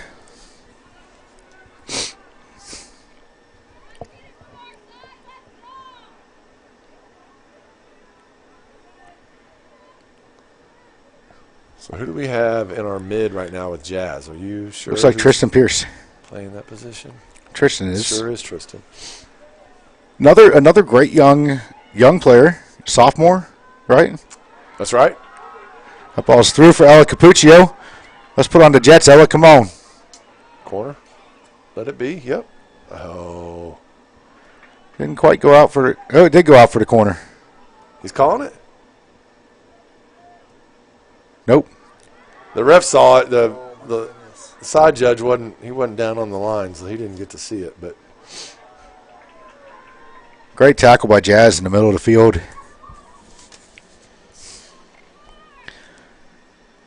With as much abuse as Jazz takes in the midfield, like she's got to be very accustomed to ice baths and anti-inflammatories, Tylenol, you know. Or just she's just that tough. Genetic phenom and just in great shape, and none of this phases her. It's one of those two is for sure.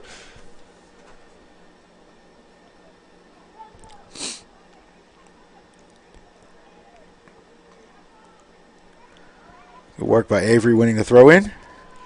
So we got 8.5 left here. Really kind of settled into feels like a lull of just back and forth to me. Ella Isaacson and Elena Burke coming on the field. replacing Barley Hasty and Zoe Martin on the wings. Get a little bit of fresh legs out there on the outside of the field to wear down this Lady Owls defense. Ella comes out and instantly gives you some Ella energy and is effort. Ella is one player that she is not afraid to get physical, I guess is the way I want to put it. Absolutely not afraid to get physical, and if things are getting feisty, she's feisty right with it. Yeah, that's for sure.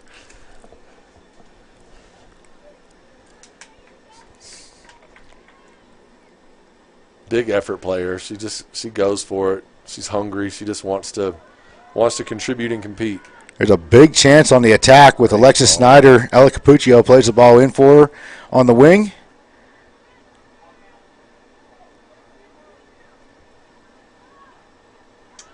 So I like to see that ball kind of go out to Ella on the wing and let her carry forward and see what we can make on the inside. Or early on that possession when Alexis got it, crossing and it over misplayed the by line. Avery Dowdy. Ruby's out, and goal for Lady Owls, making it a 2-1 ball game with 7 minutes left.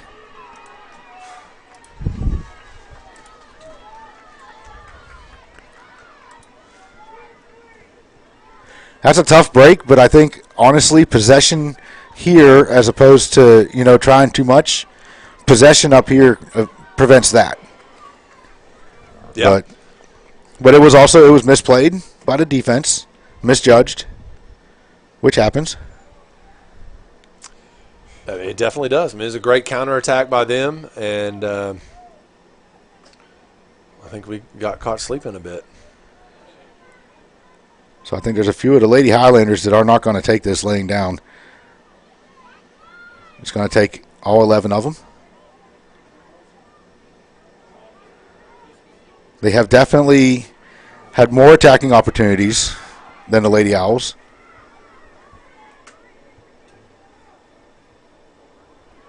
The ball goes out for Lady Owls corner kick.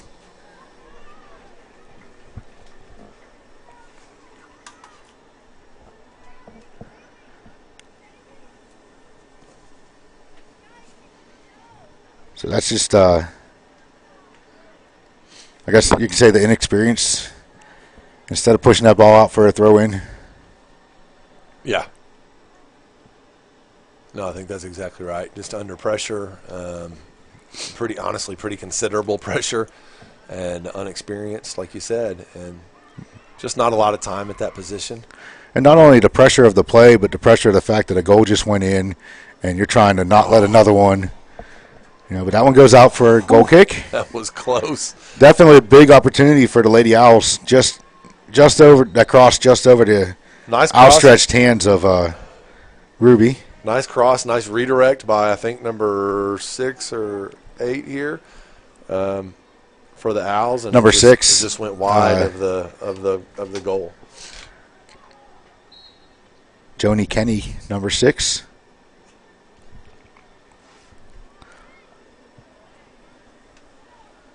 Great first touch by Elena, right to Jazz. Lady Highlanders going back to the look with Zoe on the wing, and Elena and Jazz in the midfield, hoping that that's going to create the spark they need to, at a minimum, tie this up before the end of regulation time.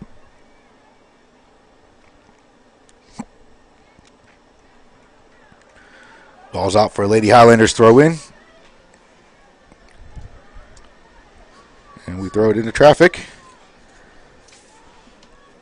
So we've had Aspen out for a considerable point at this time. That I think that's probably why we had the inexperience on the back line, and she's been dealing with a heel injury.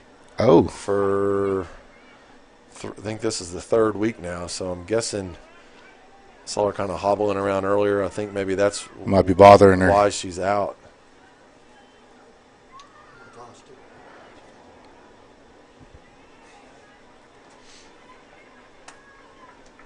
Jazz trying to pump up her team or tell them what she needs them to do.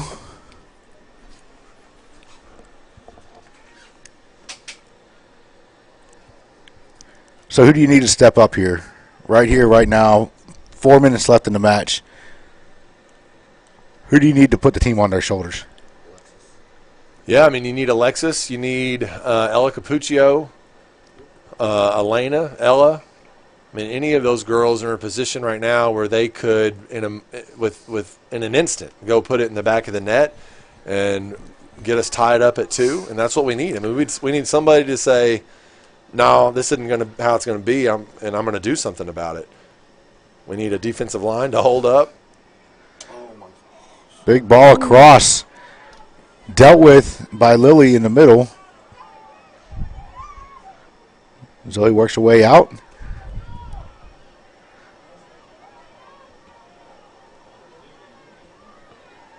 That ball comes up to Capuccio.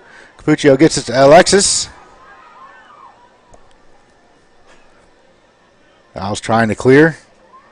And Zoe works to get a Highlander throw in. Very smart.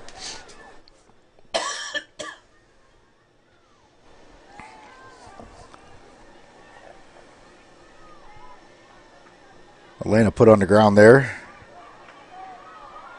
Ball's over Alexis' head, but also over the defender's head. Makes that hard to deal with.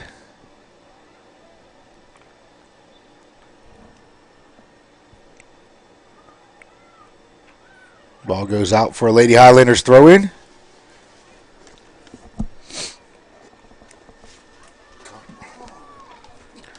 We got a free kick here. Alexis can be absolutely dangerous. This is where I think she can kind of put the team on her shoulders and say, instead of floating this one to try to get someone's head on it, I'm going to drive it into the back of the net.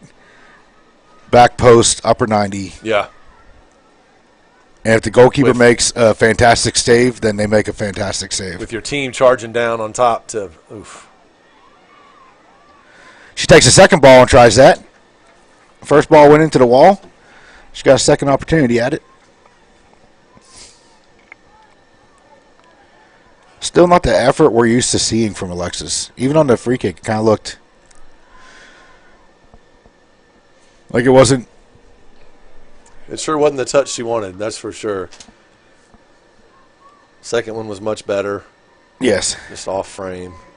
A tougher shot because it's not just from a settled position. Jazz with a great ball to Elena, just gets intercepted by the Lady Owls. Emma Huff, once again, not afraid to stand them up.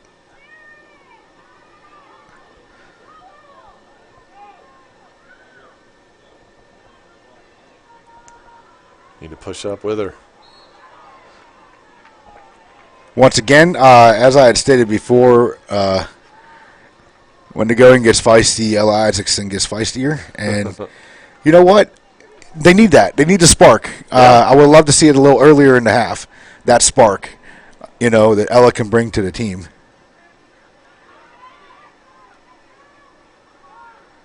Looks like Alexis is the one that's going to try and put this on her shoulders. I don't know if she heard us saying about the effort plays or not, but she was trying there to come back and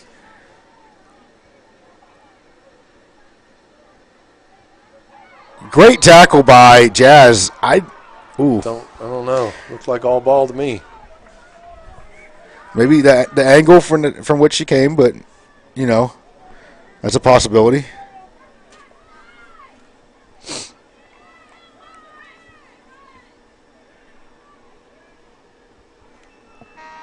Wow. And that's ball game 2-1 for the Lady Owls over the Lady Highlanders. And that puts the Lady Highlanders in a very tough predicament when it comes to the playoff picture. So Rich Frederick, John Burke, and Kobe Edwards, we're going to be right back to you. We're going to show you a commercial or two and then come back for the senior night festivities and get it where you can see it and hear it. And then we'll be back for the men's match.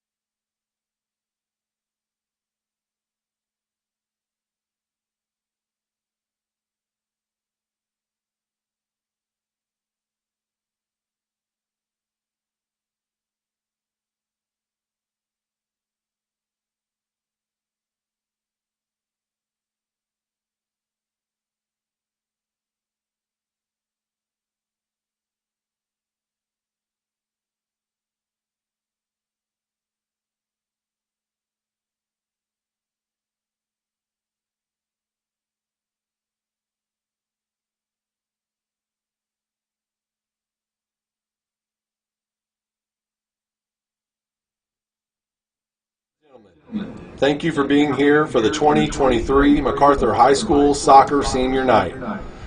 We are excited to honor these young men and women who are getting ready to graduate and move on to the next phase of their lives. As they will always be a part of our soccer family and our Eastside pride, we are going to introduce them one family at a time, starting with the girls. To start us off, we are excited to introduce Ruby Ann Ruben Aldana.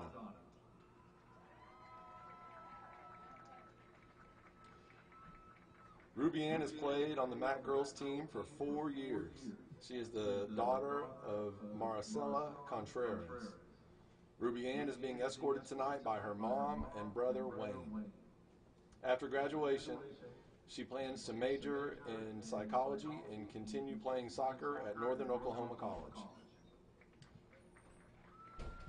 Ruby Ann's favorite soccer memory was in a game against Lawton High when she accidentally punted a ball right into one of the Lawton High players, and they scored a goal against her.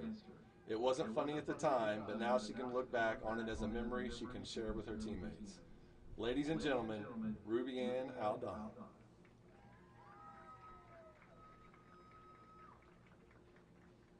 Next we have Bailey Beyblade Burkhart.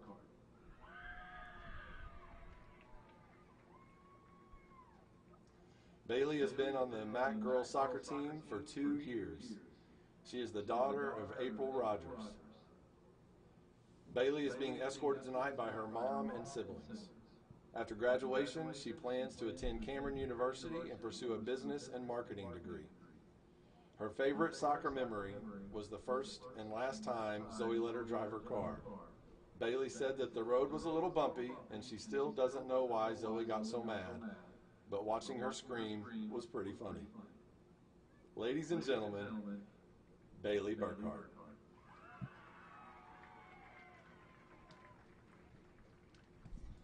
Up next, we have Zoe Red Zolo Cup Martin.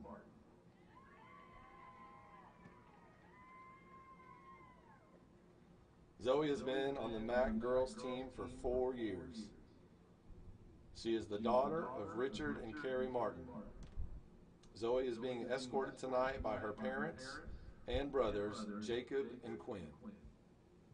After graduation, Zoe plans to continue her athletic and academic career at Doane University. Zoe said her favorite soccer memory was the time she let Bailey drive her car, and 30 seconds later, she ran over her foot.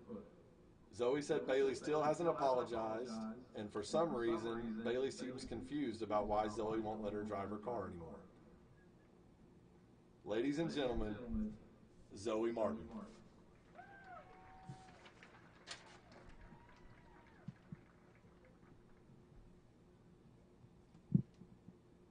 Up next, we have Alexis Lex Schneider.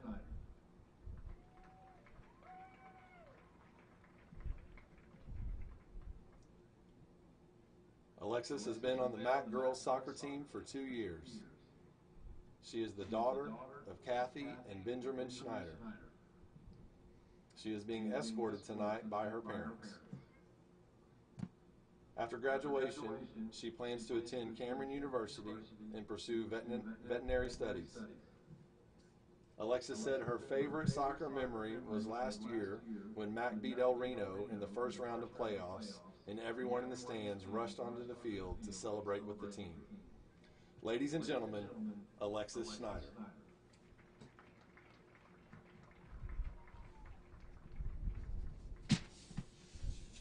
Jasmine Jazz Galashan.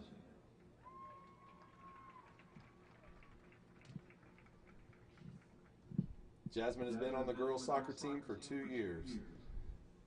And Jasmine is being escorted tonight by Casey and Eric Isaacson. After graduation, she plans to pursue a career in nursing and might play some college soccer. Jasmine's favorite soccer memory was this year when Mac was down 3-0 against Ike, and the team rallied back to win in overtime with a header that Jazz made, I might add. Jazz will never forget that moment, and as fans, most of us won't either. Ladies and gentlemen, Jasmine Galashan.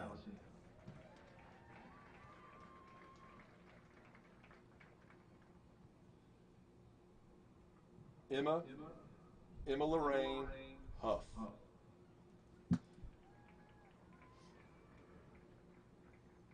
Emma has been on the Mac girls soccer team for 4 years. She is the daughter of Rose and Benjamin Huff. Emma is being escorted tonight by her parents. After graduation, she plans to pursue a nursing degree and become an LPN at Great Plains and then go on to become an RN. Emma's favorite soccer memory was last year when she tore her ACL and her teammates didn't realize she was hurt. They thought she was just laughing hysterically, but really she was crying. Ladies and gentlemen, Emma Huff.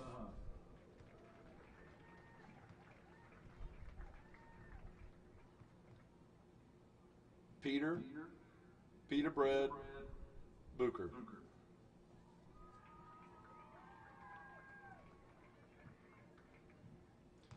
Peter has served as the trainer for the Mac girls soccer team for 1 year.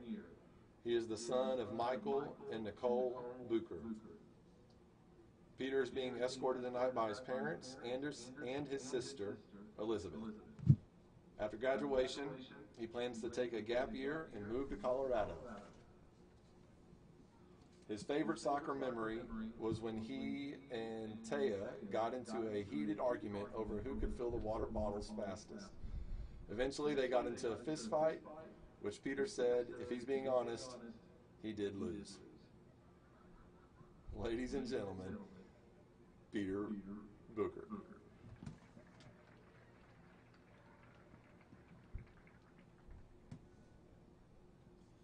And now for the boys. We'll start off with Matthew Aguilar.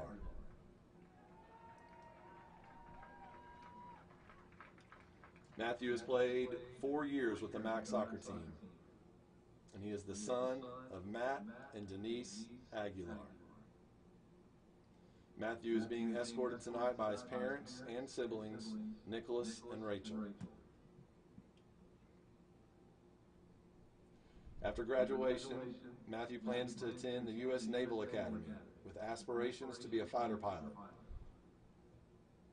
He said his favorite soccer memory is when Emil would always take everyone's leftovers after team meals and then the shed battle with John.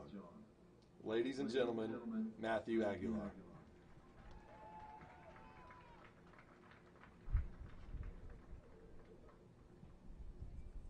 Next we have Drew Holland. Drew has played for 4 years with the Mac soccer team. He is the son of David and Becky Holland. Drew is being escorted tonight by his parents.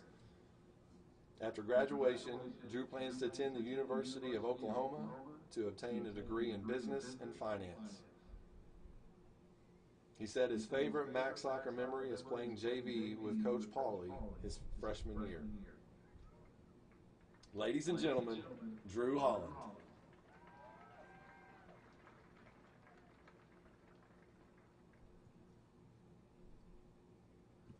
Next we have Devin Justice.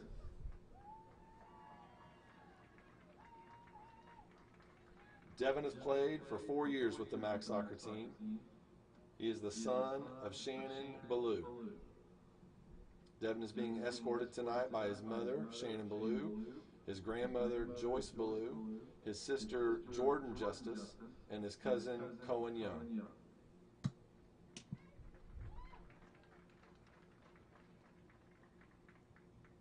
After graduation, Devin plans to attend college and obtain a degree in business and real estate. He said his favorite soccer memory is freshman year when Coach Marcus made them practice outside when it was snowing and sleeting. Devin and Drew were on the JV team, so they just had to sit and watch varsity practice in the snow. Devin looked over at Drew, and he was tearing up because it was so cold. Ladies and gentlemen, Devin Justice.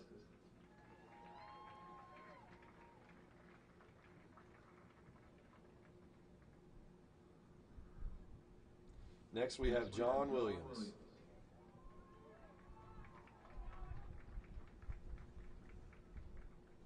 John has played for 4 years with the Mac soccer team. and he is the son of John Williams Sr. and Angela Kaiser, and the grandson of Patricia Kaiser. Escorting John tonight are his parents and siblings, Andrea and Joanna. After graduation, John plans to work for Georgia Pacific and further his education later to obtain a degree in business. His favorite soccer memory is the shed. If you know, you know. But in all seriousness, his favorite memory is freshman year when Coach Marcus had them out in the freezing cold, rain, and snow, and John can remember saying, "I can't feel my hands." Those were great times. That's what we will miss most, are the experiences we had with the team. It is a family for life and a support system that is always there and pushes for the best of one another. Let's go, Mac. Ladies and gentlemen, John Williams.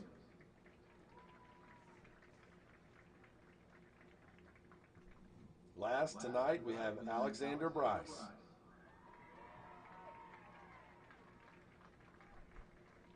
Alexander has served as the MacArthur boys soccer team trainer for 1 year. He is the son of Corey and Diana Bryce. Escorting Alexander tonight is his mother, Diana. After graduation, he plans to attend Michigan State University. He is still undecided, but his interest in the fields of engineering, nursing, and architecture. Alexander's favorite MAC soccer memory is watching the boys run the hallways for practice. Ladies and gentlemen, the best team trainer in all of Lawton, Alexander Bryce.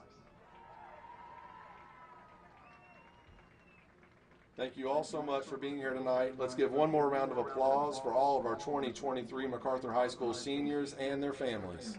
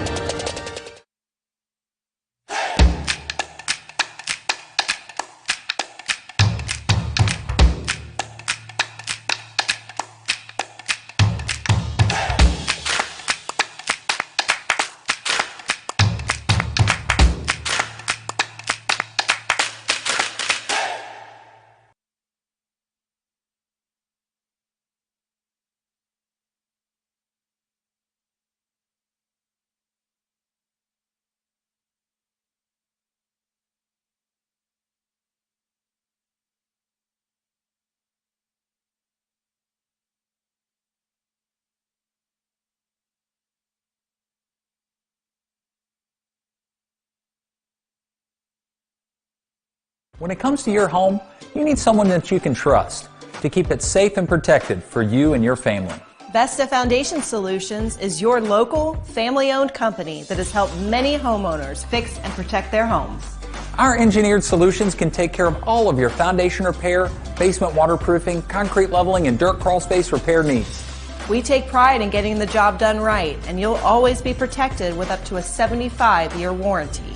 Contact us today for a free estimate.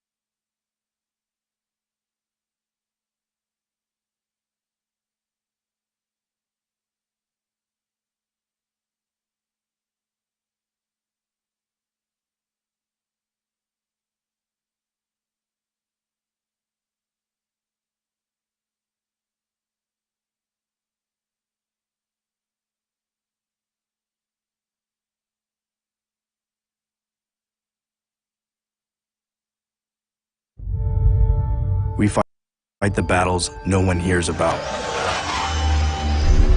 We drop into the middle of firefights to rescue others. And act as one-man air traffic control towers. We're the ones who go before all others.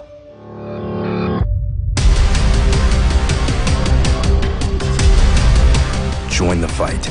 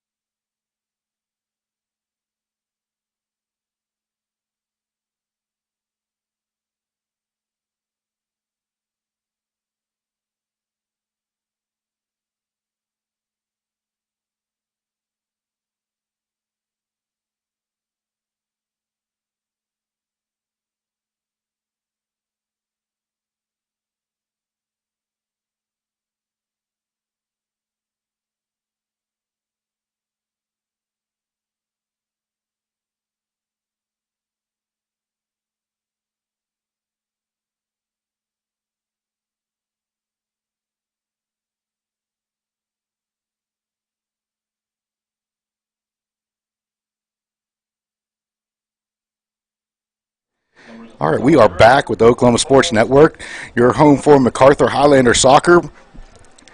Brought to you by the Lawton Marketing Group. This is Rich Frederick. Kobe Edwards will be over here in a minute, and John Burke on the camera.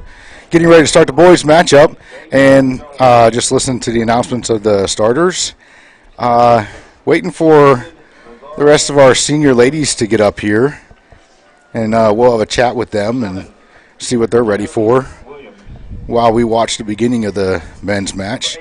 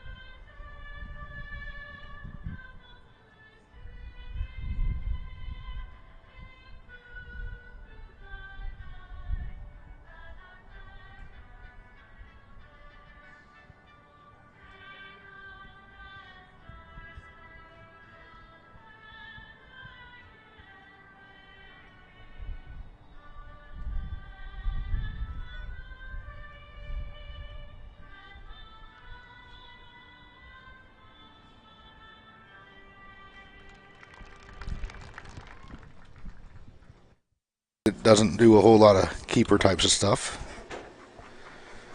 What do you think we need to focus on tonight? Well, I think it's obviously a big rebound night coming off the loss to end the week last week, and I think we're thankful. I'm thankful we've got our three starters that were absent last week for Matthew for injury and Jason and Pasquale for yellow card accumulation. Man, it's great to have them back. They're going to be difference makers right out of the gate. And honestly, I think if we had those three guys on the field last week, we have got a better than 50% chance, 50-50 chance of winning that game. Yeah, I think that's a totally different game last week. Playing without one of those guys, Rich, is tough. Yeah. Playing without all three of them is just, for your first time doing it like that, that's brutal. Yeah, so we're coming up against the Elgin squad. They have some pretty good speed up top with Gabe Dittmeyer and Donnie Jones. I I know you know Gabe pretty well. I know both of them as far as soccer-wise quite well and what they can do on the field. So Gabe and Dane have been were teammates for several years, and Gabe's a phenomenal, just freak athlete, honestly, and he's a great talent. He's an effort guy, fast, and can just make a real difference. You can see him go to work right here.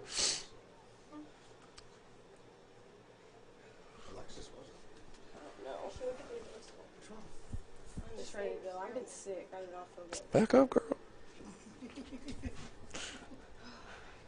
All right, so while we get started with the men's match here, Kobe, we have a couple of visitors.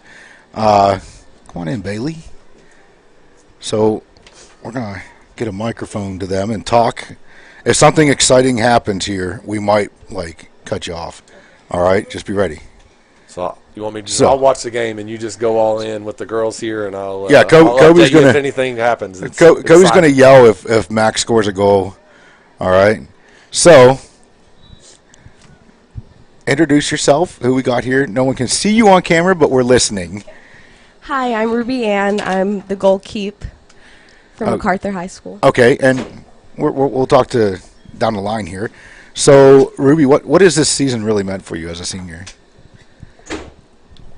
It's meant a lot. I've got to get close with a lot of my teammates. Actually, I've grown close to a lot of them this year, the most out of all 4 years.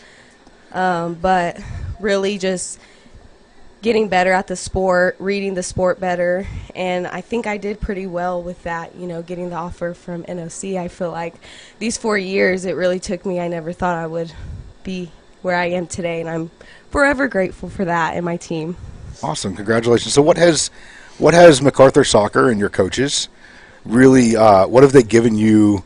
What can you take away from them besides on the field, or perhaps on the field, but combine both, to take on to the next level or to take on through the rest of your life? That's really a hard question. It's I know making it me is. think a little bit. I don't know. That's hard. I haven't really thought about that, but I do know that getting to know the girls has a big impact, even on and off the field. Like previous years, I would play but wasn't as close with the girls outside of the sport, and this year we've been extremely close outside of the sport and in the sport, and I really think that was very beneficial for us in the long run. Sweet. Well, congratulations on a great senior year. Thank you. Hopefully we get a playoff opportunity. Hopefully. Still yet to be seen, but we got some work to do, especially For after the sure, last for couple sure. of nights. Yes. But congratulations on a great 4 years at Mac High, and we'll miss seeing you in the goal next year. But I'm fairly positive that we have people that'll step up, and you can come back and watch and be like, Oh, I totally agree. and be like, oh, thank goodness so-so's there, because we left a gap when all these seniors graduated. So. Right. All right, let's go on to. We're gonna skip Bailey real quick. I want Emma next. So just introduce yourself, your number on your jersey, and what position you play. Hi, my name is Emma Huff. I'm number 18. I play center defense. Center back. Okay, so this year was different, at least in my eyes, for you, because you came off of a pretty bad injury, right? Yes. So coming back to the field, how did that feel? Were you nervous? Were you just, forget it, I'm going all out, or what? It definitely was a big transition because I didn't fully trust my knee after the incident, so I feel like I held back. But towards the middle of the season, I slowly progressed, and yeah. Awesome. So, and we saw that, tonight, there was no fear with the knee. Yeah. There was a lot of physicality tonight. We enjoyed seeing that. It was pretty freaking awesome. So, what are your plans next year, and what has your team, your coaches, your teammates given you that you can carry forward to help you, throughout the next few years of your life? I have a lot of good relationships with them, and I think those relationships will carry on to years coming. And yeah, I rely on them a lot. Yeah. Awesome. All right, we'll move on to Jazz. Jazz, we've talked to you numerous times this year so far. So let's talk a little something different than we've talked about before. Let's talk about what MacArthur soccer has meant to you. 2 years with the program, right? Right. So what has it meant to you? Honestly, like before playing on this team, I only played on a club team because I didn't have time for high school soccer in Miami. So it was definitely a change. It kind of helped me learn to be a little bit more patient and just, accept that our team is not going to be perfect and try to lead by example as much as possible, pep talking the team, putting in my full effort. That's what I try to do, just to kind of I don't want to say it like that, but inspire the younger ones. I don't know. That's a good way to look at it. That's a good I don't know how to good put viewpoint. it. But it has meant a lot to me, honestly. You learn that high school is really different from club. There's definitely drama on high school soccer, even though you try your best not to, keep it on the field. But it's definitely different. But I've learned to become closer to a lot of these people, and they've helped me a lot. And just I love them. The bond that I've created with them, pretty cool, I guess. Awesome. Yeah. Cool. Any final words before we pass off to Alexis? Not really. Just that I'm really glad that I was part of this team, and I'm gonna miss it a lot. Sweet. Let's get Alexis next. I'm saving the two. I'm saving Bailey and Zoe for last for a reason. I have questions for them, but Alexis, we've talked to you a couple times this season already. So same as Jazz, we hear the same old story about how great you do on the field or this or that. But I want to know, what has MacArthur, once again, you and Jazz both 2 years with the program, came in, made a big impact with the program. What has MacArthur soccer, your coaches, your teammates, meant to you? Oh, gosh. I know I ask hard questions. I'm sorry.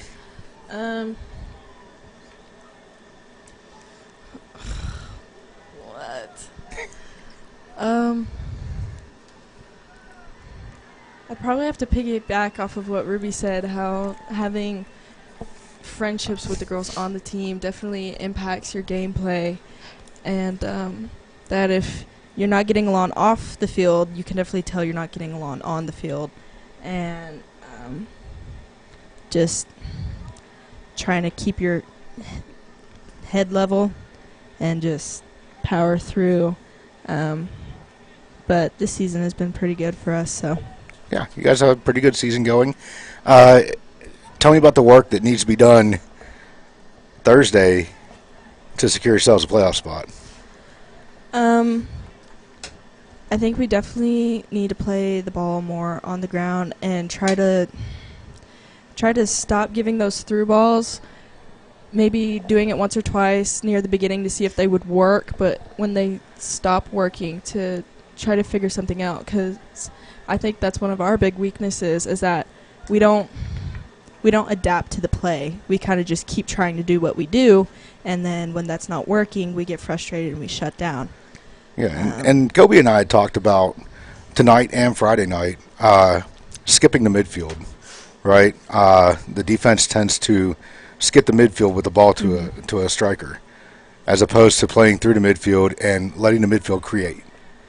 And that makes your life easier as a striker, also with the midfield creating, sucking in a defender or two, and then putting it to you. Then you're 1v1 or only 1v2 or 1v to goalkeeper, So that's kind of our observations, which along the same lines as with the long balls.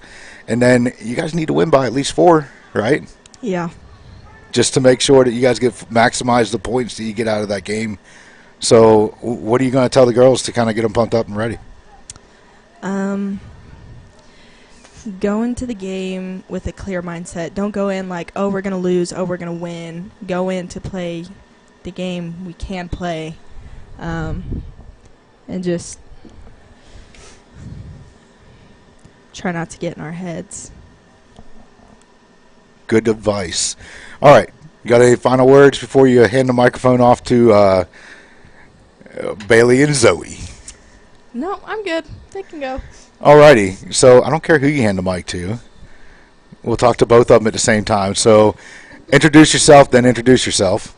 Hi, I'm Zoe. I'm Bailey. All right. So ladies, there's a reason I brought you up here together. I wasn't going to, right? But after the senior night and favorite soccer moments things, I really need to know about this. Is your foot still hurting? Absolutely not. I've made a full recovery. I'm just that guy, you know. Okay. I'm him. Okay. So Bailey, how did you feel? You didn't even know, did you? Did you know that you ran over a foot? Your foot? Do you understand now?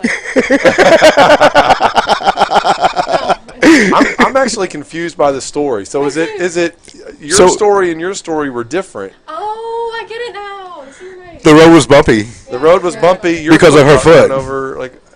Maybe that was it. So I let her drive in the parking lot, and as I'm explaining to her how to do something, she makes a smart comment about how she knows how to drive, hits the gas and goes straight over my foot. I'm screaming out in pain, telling her to stop. She's going through the parking lot, like flying through the parking lot, doing whatever she wants to do, comes back. Like, yeehaw, right? I'm still screaming. She doesn't understand. I didn't even have, at that point, I was just so over it. I was like, I'm not telling you what's happening right now. But it seems like now she knows. like now she knows. But no, to me, that was the best, honestly, thing about the senior night announcements. Just the back and forth of the two stories. It was kind of cool. I like it. You guys seem like really good character. Peters? Yeah. Who did you get into a fight with? Taya, our other soccer trainer. She's not Okay. here. Yeah, that was hilarious. They got into over it. who could fill the water bottles the fastest. Yeah, and Peter lost. I was like, let's see who can fill it faster. And he was like, oh, I can. And then Taya's like, no, I can. Then she took the water bottle and all over his face, and then he threw a punch at her, and then they started going at it. This was on the sideline at a game a couple weeks ago. I was like, how do we miss that? I don't know, man. How do we not see stuff like that? I'm disappointed in us that we missed Man, it, though. It was heated. We would have caught it on camera. I would have called the fight. You know? You can go back, and it might be there. But, so, we'll start with Zoe here really quick. Zoe, I'm going to ask you the same thing I asked the other ladies. You've been with MacArthur Soccer for a while as a sibling and then as a player, right? It's been a non-stop Martin show for 12 years or something like that? Yeah. Crazy? So what has MacArthur Soccer as a whole, the men, the women, the players, the coaches, whatever, what has MacArthur Soccer meant to you over the last 4 years that you can carry forward to Doane and, help you kind of adjust to life at Doane and, realize your full potential? Right. So I would say a lot of my skills on the field come from club soccer, where we just do a lot of technical training all the time. But when it comes to high school soccer, it's a whole different aspect, where I feel as though I've become more confident, not only just on the field, but as a leader. I feel I can speak to the girls and help them understand things, even if they're the same age as me. If they've been playing soccer for the same amount of time, we can always be able to help there and make sure everyone's progressing no matter where they're at. It's giving me that confidence to be able to speak on the field and control the ball and move with my teammates. And I know when I go up to Doane, I'll be able to continue that because of how strong the backbone is for MacArthur, where they let you succeed as a group, but also as individuals. I think that's the biggest part for me. That was the best answer all night. Aspen literally was just telling me yesterday that you're so good with the words. Yeah, me too. She's so good. And you just demonstrated it beautifully. That was that was the most well said, perfect. I couldn't have topped that. So let's hand the mic off to Bailey really quick for a second. Bailey, same question. How long have you been with MacArthur Soccer? Only for 2 years. 2 years with Mac Soccer. What has the team, the players, coaches, everyone meant to you that you can carry forward? I think, speaking a lot from last year, because I feel like last year had a bigger effect on me than this year did. And even though I didn't even play last year, I did not play last year, but I still created... You played some. Yeah, some. If we were like playing some not so good teams, like I feel like I started those bonds, like all those bonds that I created with the seniors that I have now, like Ruby, Emma. I didn't really talk to them like outside of soccer, and now I have this like stronger bonds. Now I'm out there actually on the field this season playing with them, and I feel like that I can take that with me like after high school, make these bonds with new people, and like carry it on all throughout my life. Kind of adapt to meeting new people and stuff, right? Mm-hmm. Awesome. So I've said about both of y'all, like even early in the season, just you guys' character. You guys, that's why I saved y'all for last, right? You're goofy. You have a great personality. You're honest with yourselves. You're honest with your teammates, and it's something you don't come across all the time. All right. So I really love y'all's character. And the young ladies that you guys have become. So I'm proud of you guys, and I want to wish you guys luck Thursday and in the playoffs. Me too. In the playoffs, right? And then next year, wherever you are, at Doane or where you're going. It's under wraps. Secret. Okay. We're keeping it a secret. We won't announce it yet. When it becomes an announcement, we will make sure to tell the world. Yeah, actually, I did get accepted to Doane. I got an academic scholarship and everything. It was like great job, very good. But yeah, it's still very expensive. Very. So. Okay. I decided I don't want to go to Doane. No. Okay. Well, you know what? Options. You make choices for what is best for Bailey Burkhart, and I'm sure that you will see Zoe on y'all's breaks and stuff, even if you don't go to Doane. So, right? Rich, I think it's a good opportunity, though. This has been under wraps on where you're going to, but you're on. This is internationally broadcast OSN presentation of MacArthur soccer and senior night. I think this is an incredible opportunity to let the world know where you'll be attending college. This is the international division of the Oklahoma Sports Network. You didn't know that? No, I didn't. Dude, this is the big times. I'd say let's make news, make headlines. Just like OSN ranked higher than ESPN, or how does that work? ESPN ain't nothing. Oh, They're like them. I remember when we went to the ESPN thing. Yeah, the basketball team. It's the basketball games. But, so you gonna make news tonight? No, I'll save it until after the season. Okay, when it becomes official or public news, we'll make sure to tell the world. How about that? What else? We'll make sure to tell the world when it becomes public news. So, ladies, I really appreciate you coming up. I really want to wish you guys good luck. Thursday and in the playoffs, Santa Fe South needs to lose by more than 4 points to y'all on Thursday, and we are looking forward to a great game. So, great job, ladies. We appreciate watching you for 2 years and 4 years. It's been a real great time. So, good luck. We appreciate y'all. All righty. We're going to get back to the boys' game. So, a great group of young ladies there. Yeah. So much fun.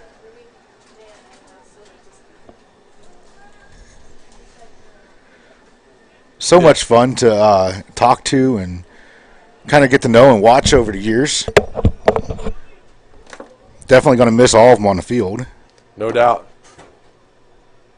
It's a good group of characters and just young ladies, and it's fun to hear several of them talk about how they've just grown closer together.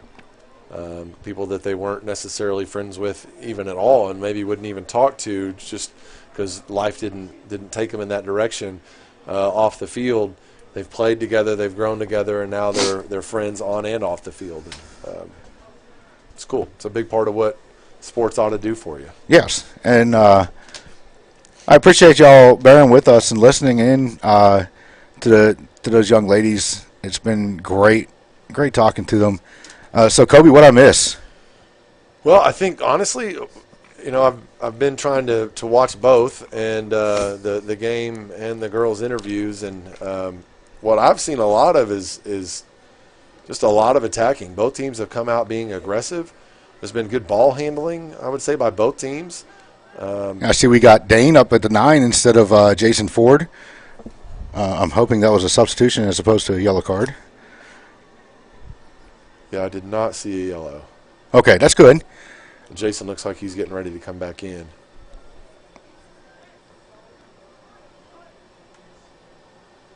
Just on the attack, though. I mean, I feel like both squads have been really on the attack, and it's just been back and forth. Good ball swung into the midfield.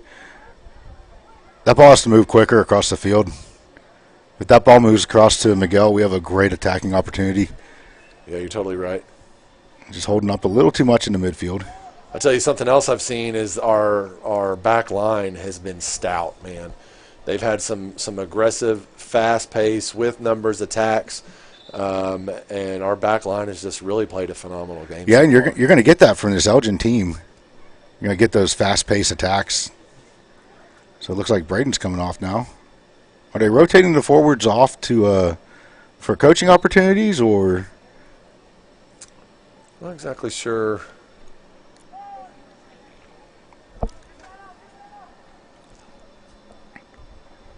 But yeah, I'm not sure. I totally missed Jason coming off, so I'm not sure what that was. If he was out of gas, or maybe hobbled a bit, or maybe, like you said, coach brought him off to. Yeah, I don't think it's for coaching because Braden just sat down. So if it's for coaching, he's ignoring the coaches, and he deserves to be sitting down then. Big ball into Dane. Dane with the header. Oh! Just goes wide. Gosh. That was a great service in, and, man, a great header, too. Just like you said, just wide. Those headers are hard to really control exactly where they're going. Man, that would have been sweet. We needed that one.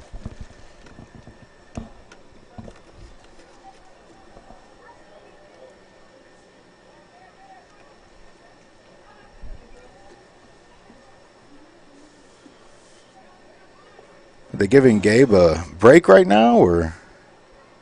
I don't see him on the field. It does look like he's having a break.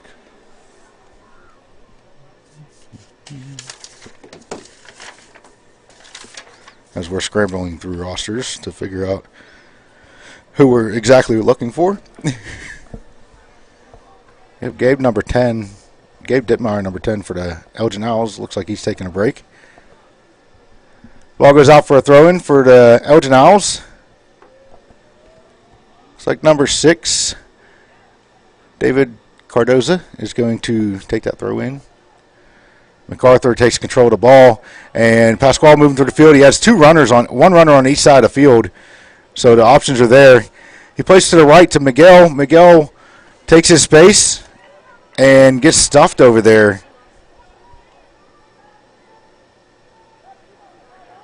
There's that stout back line that you talked about. Boomer just came up huge on that play. Well, he's been doing it all game. I mean, it's just – he's a great player, man. He's against number 2, Kelvin Parachi.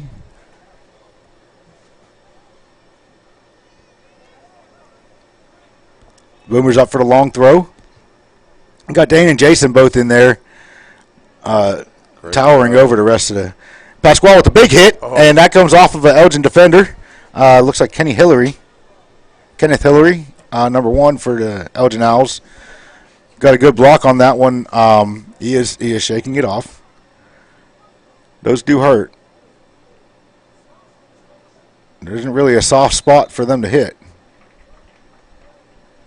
Foul called against Jason Ford for coming in a little high. I've heard coaches tell kids to turn and let it hit their butt because it's a soft spot, and that's not. No, it doesn't work like that. It still hurts. It's just a different spot to get an imprint of a soccer ball on. I'd rather have it on my back or my butt than my face or chest, though. So definitely.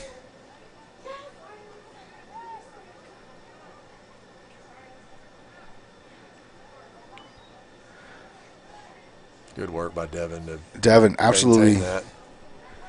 Good step up by 5. Matthew Aguilar. It's great to have him back. Ball comes across into the corner for Dane. Dane and Jeremy Williams are going to fight it out over there for that one. Dane does a great job there holding that ball in and trying to keep the Highlanders on the attack.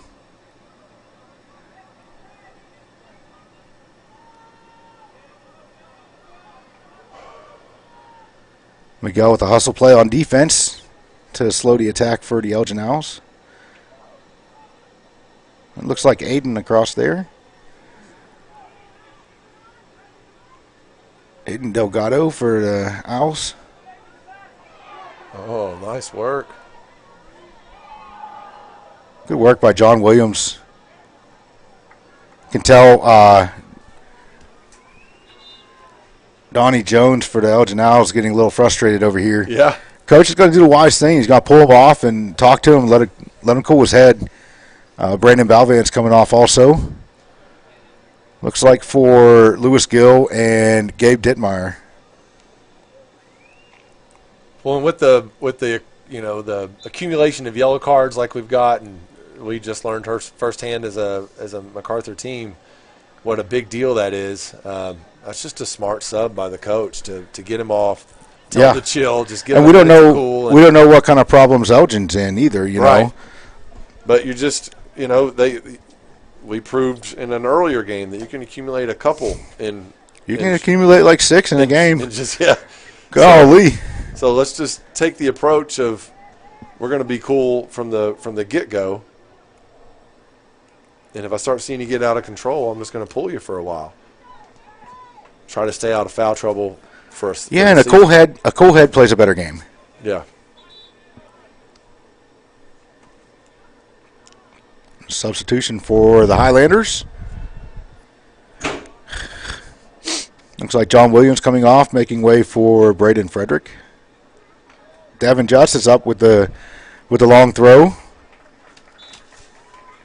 So I think Marcus adding another target in there for Devin's throw. Big header by Jason Ford. Pasquale controls. He almost puts that in the backside of the net. Just misses, out for a goal kick for the Elgin Owls. 2 good attempts there. Absolutely.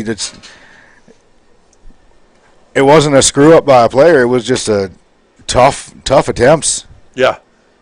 No, the header just, was off a bit, like they are oftentimes. 'Cause like you said earlier, that's a tough touch. And then Pasquale was just a little wide on a pretty tough angle. So, but great attempts, though. And that's what you want to see, right? It's all about numbers. You want to get shots, lots of shots. And the more shots you get, the more goals you're going to score. I mean, it's an odds thing. Yep.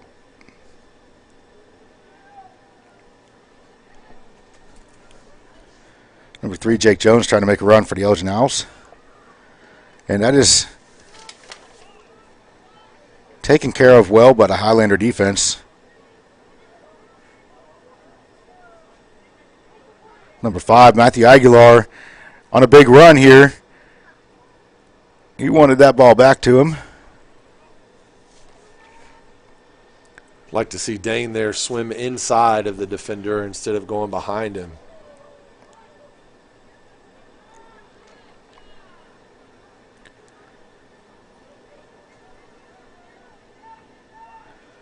Boomer just says, we're going to clear this one out. We're not going to try to play. No playing games right now.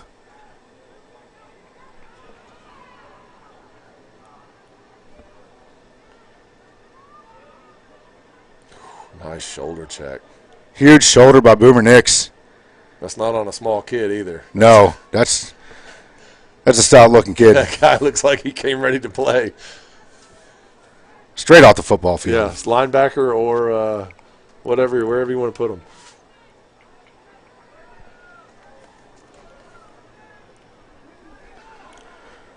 Number 12, Toby Parker for the Elgin Owls, who we talked to on our preseason show. Having a pretty good game out there tonight. So, cool fact about him, we learned on the preseason show that he is an all-state cornerback. Is that right? On the football team. And out here on the soccer field, he's having a pretty good game tonight, playing as a defensive midfielder, it looks like. All-state, man, that's a big deal.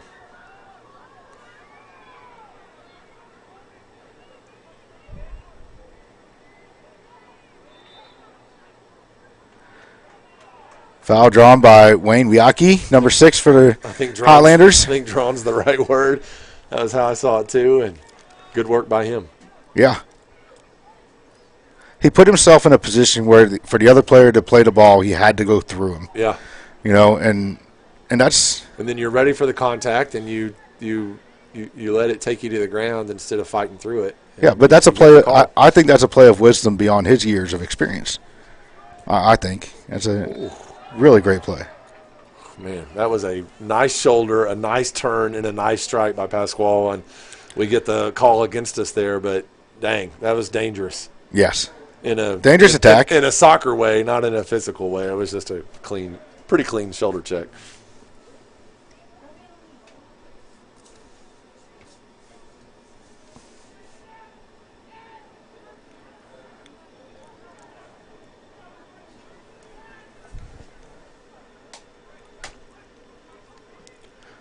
Wayne looks to try and get the ball up to Dane. Dane with some good work up there against Kenneth Hillary on the defense of the Elgin Owls, but the defense won that battle.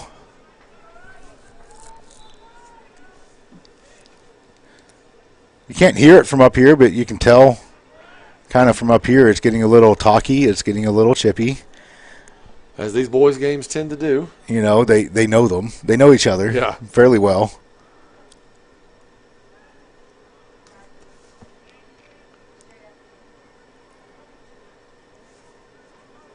Ball goes out for an Elgin Owls throw.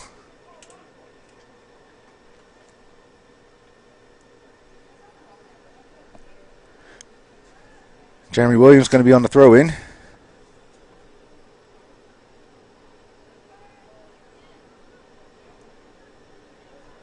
Great step by Devin Justice to halt that attack quickly.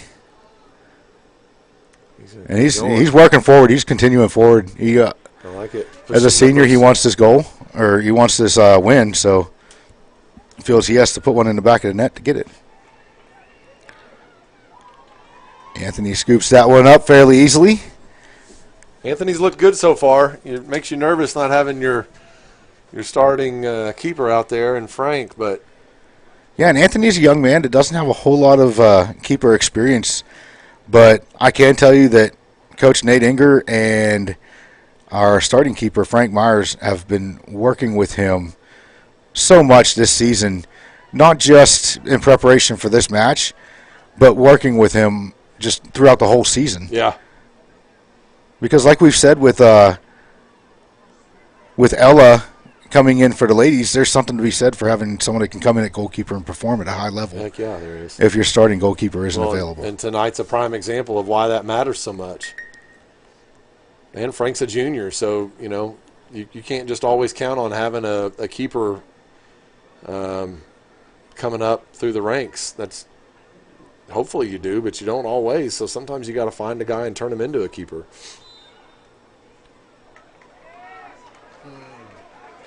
Got a foul against Matthew Aguilar. Well, we were talking through it, but it was an ugly sequence of play, but just really off-kilter by both teams. Ball was bouncing around, a lot of competing for the ball by both teams, and it just went on and on and on. A lot like a tennis match when the ball just is going back and forth, and we just never quit. We stayed with it the entire time, kept scrapping, kept fighting, and we were determined to win that ball, and we did. And I just like the tenacity of that. Jason Ford on the attack with Pasquale.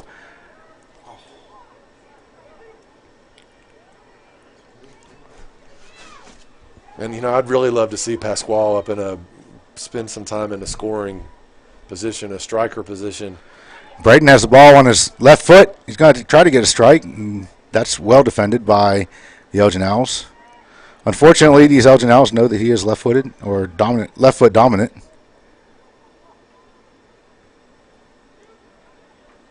Wayne's going to have a shot, and that one goes over for a Elgin Owls goal kick.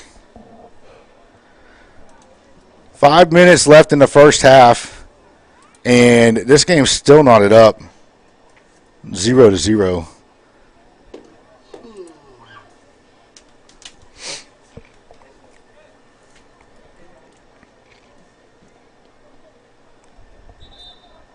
It's been a good game so far. It's been clean. Yeah. It's been aggressive. It's been fast-paced. A lot of good back ball, and forth yeah. both ways. A lot of good ball movement. We've had shots. I've liked how both teams have looked so far.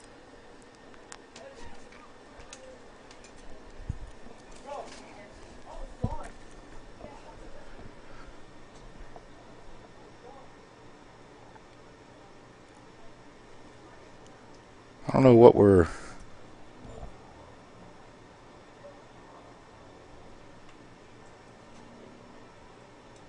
Don't know what we're waiting on. Not sure either. The ref's pointing at something off to the west. I don't know. Looking at it. I don't know what the deal is. Our trainer made a run back to the.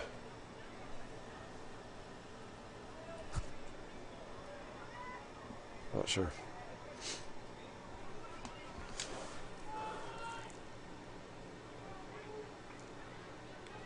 Brady recovering back and playing some defense. Pasquale getting back and playing some defense. Earns himself a foul.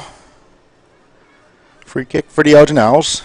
Very frustrated by the call, and he collected himself, walked away, didn't open his mouth. He isn't really handled his frustration in a wise way. The not opening the mouth is not exactly a Highlander forte. All right, so back to our 3 foul accumulation, 3 yellow accumulation for the season. So once you accumulate 3, you sit out for a game. Mm-hmm. Once you've set out for a game, does that wipe your slate clean? Do you start over with 3 available yellows? I think so. Okay. Don't quote me on that. I think we just did. But I think I do. Let's get the strike here.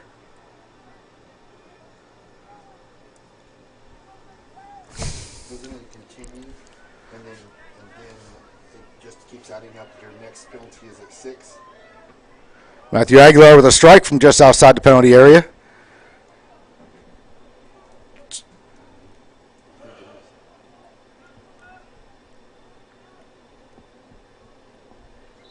So John the cameraman, John Burke over there, cameraman extraordinaire, was saying he believes that you stay at 3 and then you just accumulate on 4, 5, 6, and then at 6 you would have another penalty. So, or another suspension for 1 game. Okay, so for every 3. So net effect is the same. You get to start over. You get 3 new yellows. Right? That's a big steal by Gabe Dittmeyer trying to get back against Devin Justice. Devin makes a tackle. What a tackle. He's going to get the call, but that's outside the box. He gets the yellow. That's his 3rd yellow on the season. Highlander fans not happy about that. Devin Justice not happy about that. Just needs to keep his head cool. We're a lot further away than the ref was, but I actually thought it was a pretty clean tackle. It was from behind, but he did appear to get the ball. I don't know. You're a ref. You tell us what if that's the case. You get it from behind. It's clean. You get the ball first. So I'm hitting him on pulling the jersey. And then the tackle. But so he pulled himself into the tackle with the jersey. He did, but I don't know. So that's. I thought he got away with the jersey pull. I thought it was a touch earlier. He did the pull, step, tackle, and I don't know if Alex could see that down there or not. But if he saw that, then definitely yellow card, stopping a promising attack. Not a dog, though. Yeah, but definitely a yellow card, stopping a promising attack.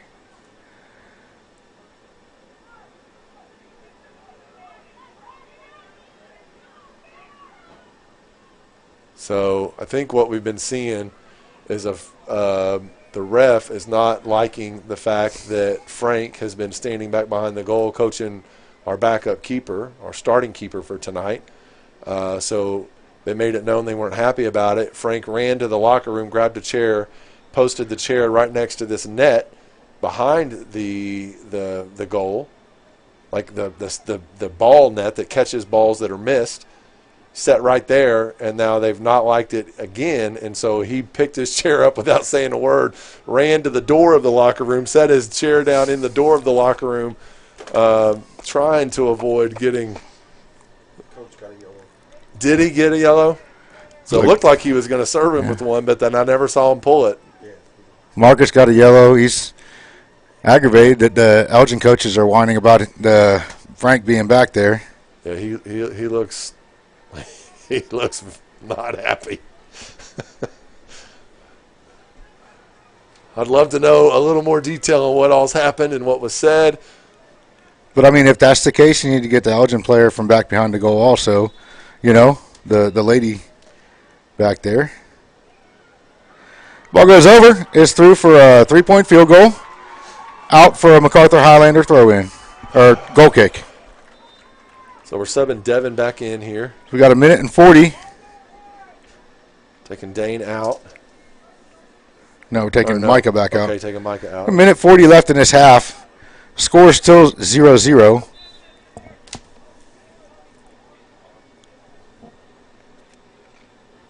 Great job by Ford, went into that ball.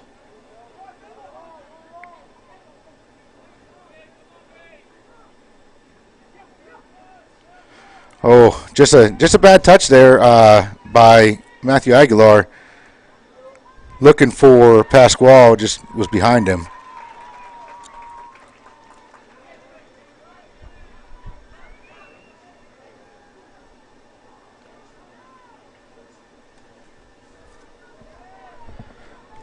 .40 seconds left in this half.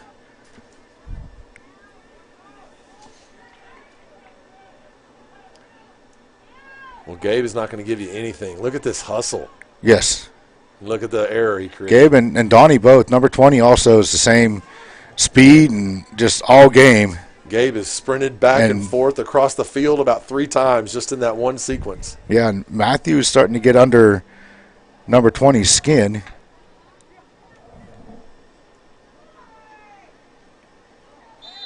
I don't know how many times that kid's going to foul someone before the referee stops and does something, but we got a foul now and a Highlander free kick. Yeah, in a dangerous spot, too. Definite opportunity here. Number 6, David Cardoza with the foul. And we're going to go to halftime. So we don't get our kick. And we don't get the kick because we go to halftime. Unfortunate. That's brutal. So we're gonna let you go here, and we'll be back near the end of the halftime break with some more MacArthur High School boys soccer on the Oklahoma Sports Network, brought to you by the Lawton Marketing Group.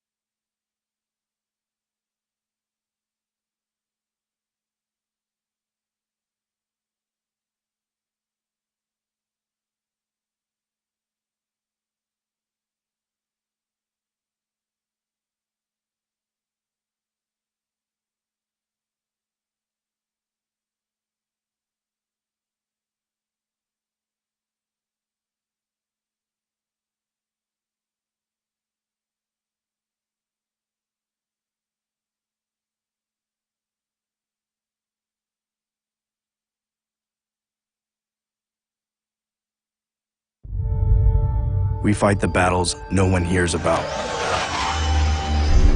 We drop into the middle of firefights to rescue others. And act as one-man air traffic control towers. We're the ones who go before all others.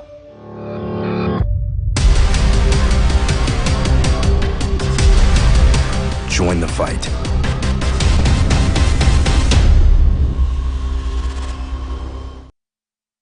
Sidelined by surgery, illness, injury? Valor Physical Therapy can help. At Valor PT, our skilled therapists create a rehabilitation program individualized for you, with education and encouragement each step of the way. Whether it's sports or the activities of life, let Valor get you back in the game. Start now at 405-265-6449. No referral needed. Mention Oklahoma Sports Network and get it.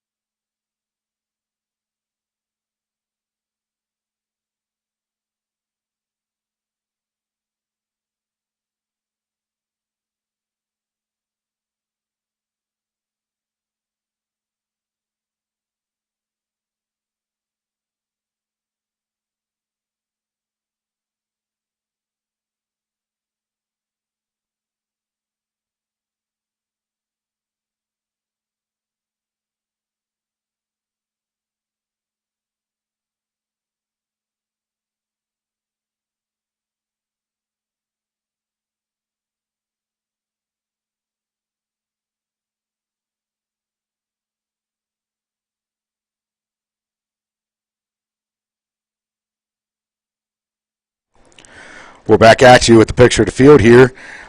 Rich Frederick, Kobe Edwards, and John Burke representing the Oklahoma Sports Network, MacArthur High School Soccer, and the Lawton Marketing Group bringing this to y'all. Tight match, first half. Really tight match. What do you think? Just, it's just been tough. I think there's been good soccer play. There's been good movement. Both teams have come out aggressive. Everybody's playing. People are winning into the ball. Both defenses are putting up a stout fight. We've had shots on goal, good keeper work. I think it's been a great soccer match, and it's in America. It's not exactly what we want to see. 0-0. Like, we want to see some scoring. We want to see action. Yeah, we want some scoring, but there has been action. There just hasn't been action in the back of the net. Yes, but we've had some good close calls. I feel like really close to scoring chances, and I think we just have to keep at it. Our defense has been clutch and shut down what has been a pretty hefty attack from Elgin. I think we just have to stay at it. I don't really, other than just personally, I'd love to see Pasquale up top, give him a chance to score. I like what I see, and I like what I see even the way we are. That's just a wrinkle I'd like to see how it would work personally. Scoring's been a problem for the Mac boys, and I think he might be able to affect change there. And we got a little bit of a change up in the formation for Elgin.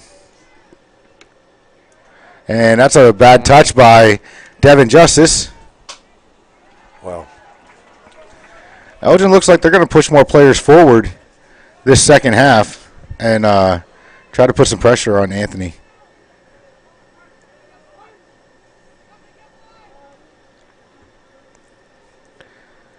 It's a touch inside by John Williams. Good job by Drew Holland to take over control of that.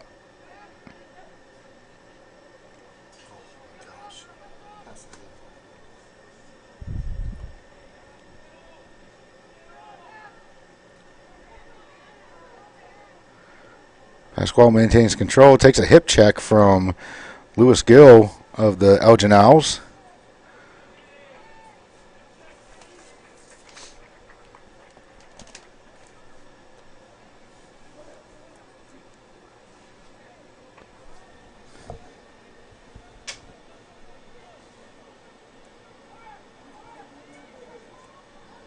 Oh, my.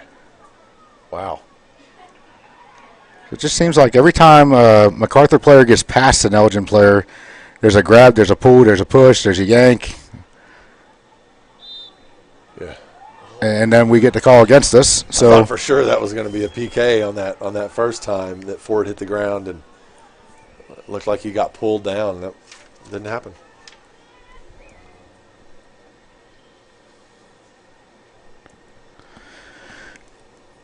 a rough go at it, and this is going to be a test of for the Highlanders of keeping their composure.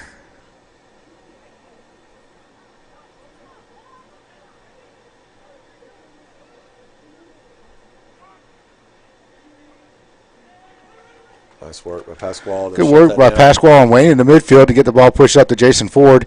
He's going to try to get by to the Elgin defense. Dragged down again inside the penalty area and goes out for a Elgin Owls goal kick.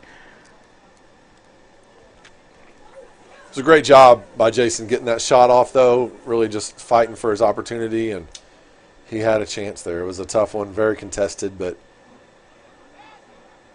I love that he got a shot. Yeah, I think so. When I say a test for them keeping their composure, that's going to be Jason Ford. He's getting beat up a lot back there by that Elgin Owls defense, and wanting the calls, probably should have gotten a couple, maybe. So keeping his head about him.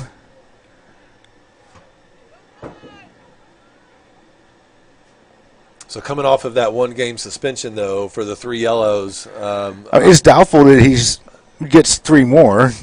Well, it is, but I think you've also just felt the consequences of accumulating yellows, and so I would think it slows you down a bit in the being too aggressive towards another player or towards the ref verbally.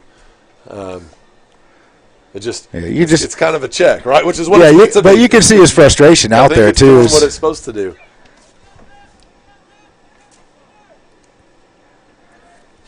Looking for the long throw from Boomer Nix.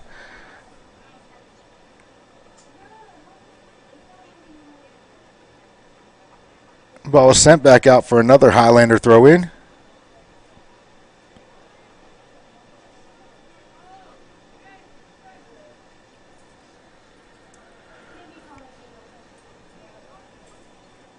Looks like they're really trying to feed Pasquale right now and let him create up top there. He gets the ball across, nobody on the other end of it.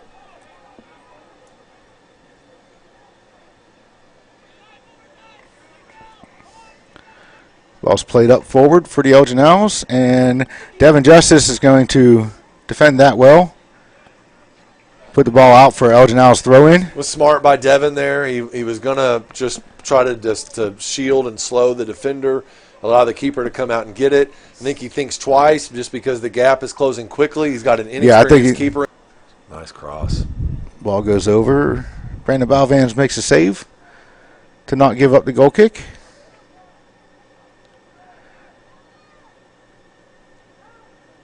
Matthew Aguilar dispossessed him there. It was nice defensive move to shut that down. Great work. The Highlanders have something they can work with here on the right side of the field, maybe. Pasquale gets dispossessed in the middle of the field by pretty rare, Jake. Really.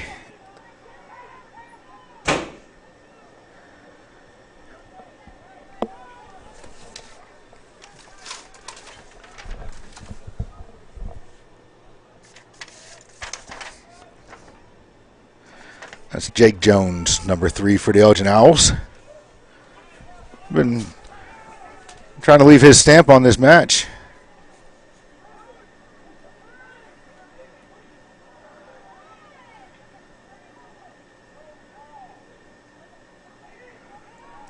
That ball goes up over for a MacArthur Highlander goal kick.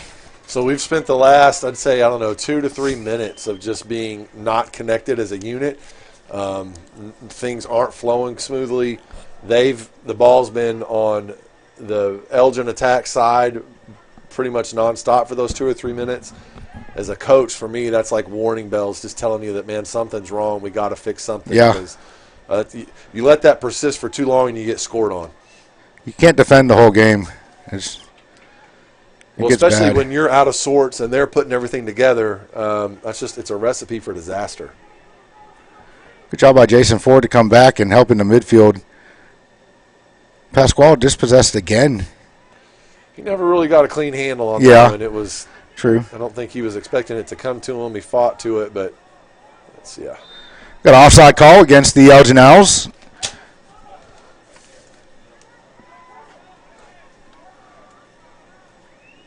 Ball is kicked away by number 9 for the Elgin Owls. And that's stuff we got yellow cards for the last 2 games. I think that's a yellow card. Pretty much unsporting behavior. Almost any ref. That's really surprising to not see him pull a card there.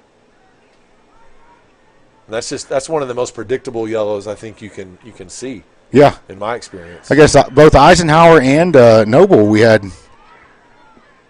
cards come out for that same exact thing.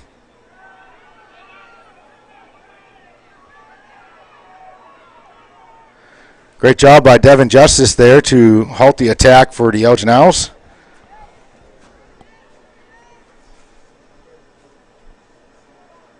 Elgin Owl player goes down hoping for a call, but if we don't get it on the other end, I doubt they're going to get it on this end. I'm thankful we didn't get it. And it was pretty obvious on that one. He kind of went down easy. He went down very easy. So we got Boomer Nix going to come up and take this free kick.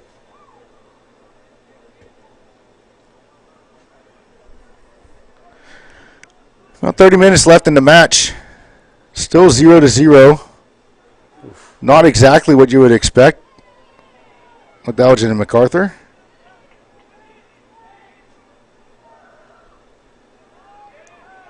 Referee letting the physicality go a little bit here, and it may may come back to bite him a little later in the match.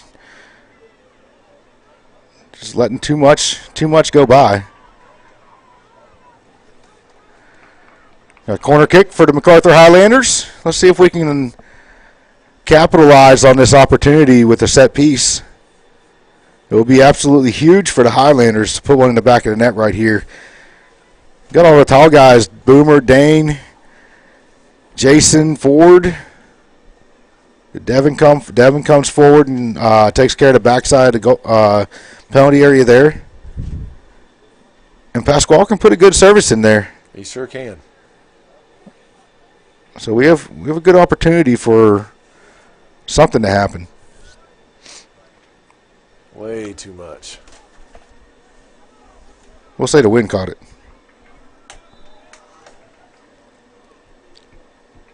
Ball is out of bounds for a Elgin Owls throw in.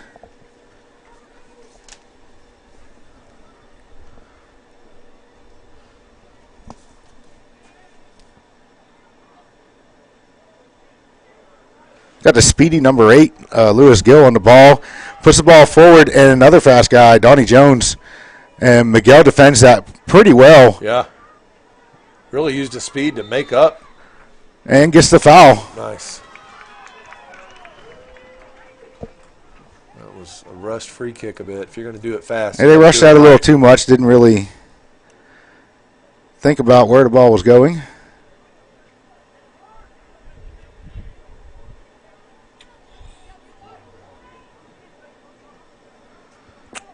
Wayne just plays the ball down into the penalty area. Keeper for the Elgin Owls scoops that one up fairly easily. Cole and Drakovic.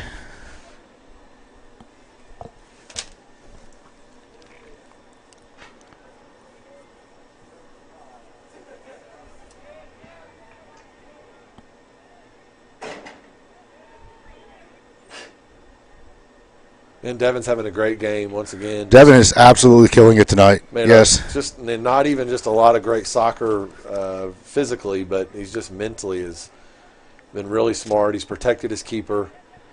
I mean, he got the yellow card, which honestly I don't mind him taking that yellow card. Except for that it's his 3rd on the season. But, yeah, and maybe you saved the game, though.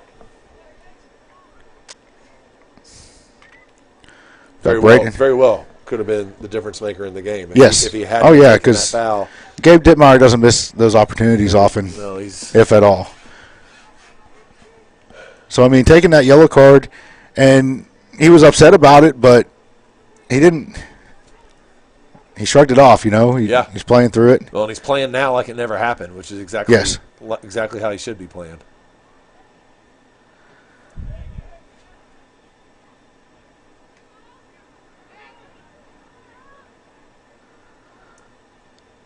Highlanders trying to work the ball through the midfield. I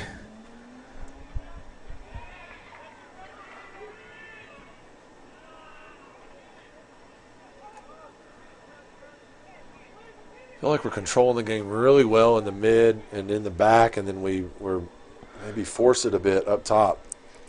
We're not connecting to our We're trying to do too much, I think. Too much.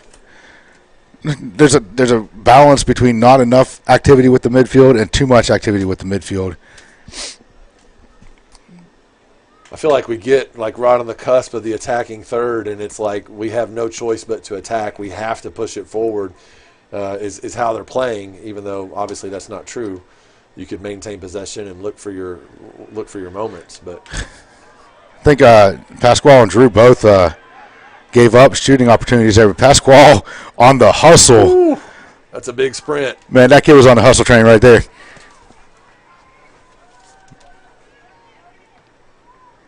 Anthony with the long clearance. Nice drop kick there. And Jason Ford wins that ball, leaves it for Dane. Dane makes a move. So, look, I love Dane to death. And I just think sometimes when he makes a move like that, it just looks so slow and goofy because he's so tall. Well, I know it's not slow. It's just the optical illusion of how long his legs are, There's a lot of them out there. He's 6'4". Yeah. It looks a lot different when a guy 6'4" makes a move versus a guy that's 5'10". Shot by Donnie Jones goes over to goal. Very dangerous territory. Out for a Highlander goal kick. Well defended, though, I think, by I think it was Drew that was on him. Just putting the body, not letting him get comfortable and have a good shot. I Makes mean, all the difference. I mean, yeah. if you can just make them uncomfortable, you've done a lot.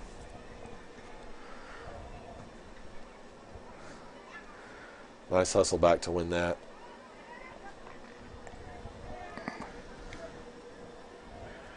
It's a good little chip into Pasquale in the midfield from Boomer. Goes out to the line to Wayne, up to Braden. All right, I like that. Ball was kicked away again by an Elgin player. I cannot believe they're getting away with that. Just a lack of sportsmanship from the Elgin players. I can't believe they're getting away with it from the ref or their coach, honestly. That's just... Braden with the overhead kick. Bicycle trying to kick, do something. Like it. I mean, when in doubt, try to create some kind of energy, right? Take a shot, man. Do something He had a shot. Do something to make the energy come high. We've seen shots miss just as wide when the guy was facing the goal. Yeah. And so, I mean, I'm all about it, man. Hey, if you're going to take a shot, go for the highlight reel, right? The only reason I wouldn't like it is if you went out there with the intention of, I'm going to get a bicycle kick tonight. And some kids fall prey to that. Well, he didn't tell me that today, so. No, I don't think that's what he was doing at all. But kids do fall prey to that. They decide in advance, I'm going to nutmeg somebody tonight, or I'm going to do this, or I'm going to do that. No, you need to go out there and play the game. And you take do what the advantage of game brings you. Exactly. And I think that's exactly what Braden did. He had an opportunity, and he took it. It was just that simple. That should have been been would a have foul. gone in the goal. We would have lost our minds. Oh, absolutely. I would have totally lost it. Way off. Got a Elgin Owl about 10 yards offside there. Another easy call for the AR.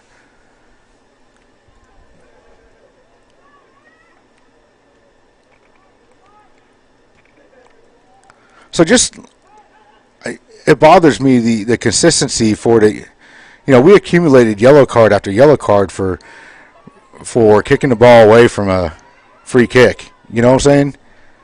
Or at a stoppage. For sure. This season, and we lose players for a game, and then the lack of consistency from one person to the next, as far as the referee crew, which you don't hear me talk bad about the referees, not ever. And I'm not saying that this guy's wrong or the other guy's wrong, but someone's not. Someone's not right, you know? Right. No, I think obviously, in any sport, any situation like this, you want to see consistency in how the rules are applied to the game. And I think that's your point. And there's definitely been a disparity between those two games that you've referenced in this game where we've seen the same thing happen with no call at all. And so, yeah, I think that's right. Absolutely. We want to see that applied the same way across all games. But Dane got that on his left foot. Let's see if he can make something happen with it here. He gets it across. Goalkeeper plays that very well, though. Braden was there, too. Braden was there, ready for it. That was one of those easy pickings if it makes it the whole way across. Just to finish that thought, though, I think, so all of that is true. You want to see it consistent across all different crews, and the rules applied equally all the time.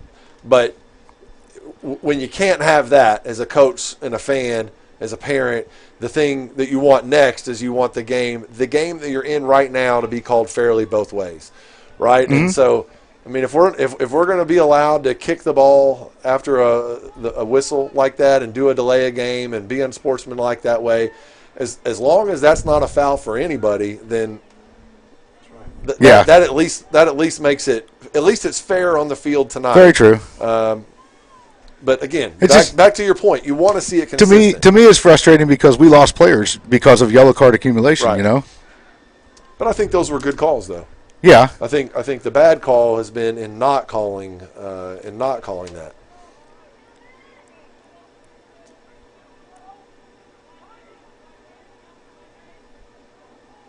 You know, and it's not like anyone's winning this game. You know, Go, Jason. It's a 0-0 game. Come on, Jason.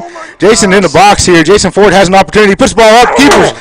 Looks like the keeper parried that over. I don't know if he touched it or not. I think he did. No, the referee's saying no. So he didn't touch it. The ball just went over. Gosh. And out for a goal kick. Looks like the Elgin defenders are surprised that it was a goal kick, but they're going to take it. Yeah, I would too.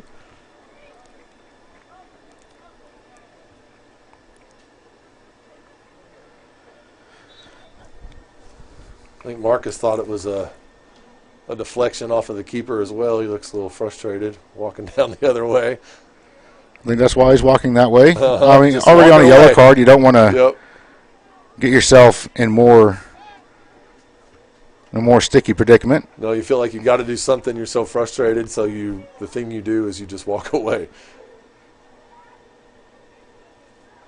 Nice work by Jason. Jason Ford putting in work. Kind of like I said with the ladies, you know, when I said about someone, we got a foul called against Jason Ford back here, and the Elgin player claps in the face of Jason Ford.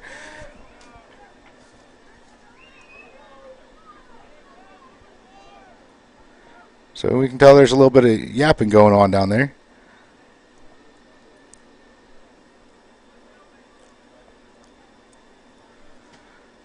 Elgin does have Gabe Dittmeyer standing out here on the sideline by himself. Oh.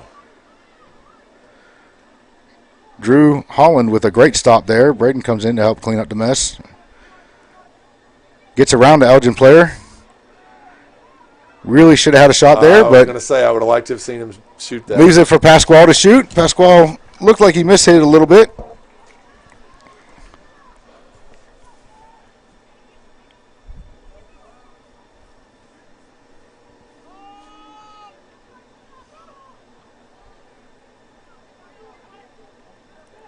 Great work by Wayne and Devin to combine on that defense.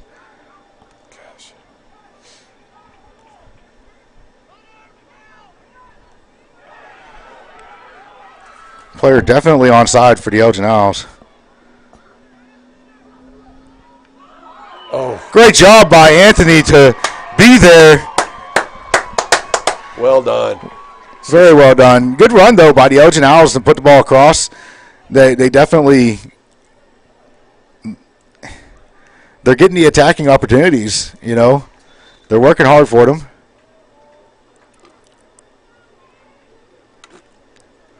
They're quick, man. Yeah, the only thing I could say negative about the Elgin Owls right now in their game tonight is the lack of sportsmanship from a couple of different players, you know, to kicking the ball away, to clapping in the face. Yeah. You know, I mean, these players have friends on each team, you know. And if it was the other way around, you know, that their coaches would be upset about it and their fans would be upset about it. So No doubt. I'm going to go ahead and bring it up from our side, too. As a MacArthur fan, it's disheartening. Braden working hard on Jake in the midfield. Gets the steal, gets the ball over to Pasquale.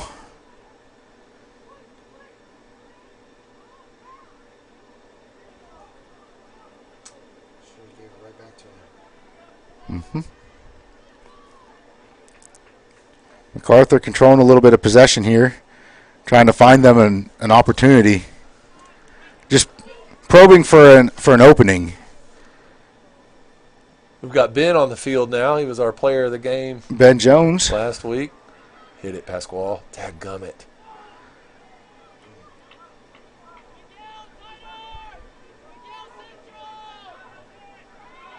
So MacArthur probing for an opening here in the Elgin defense.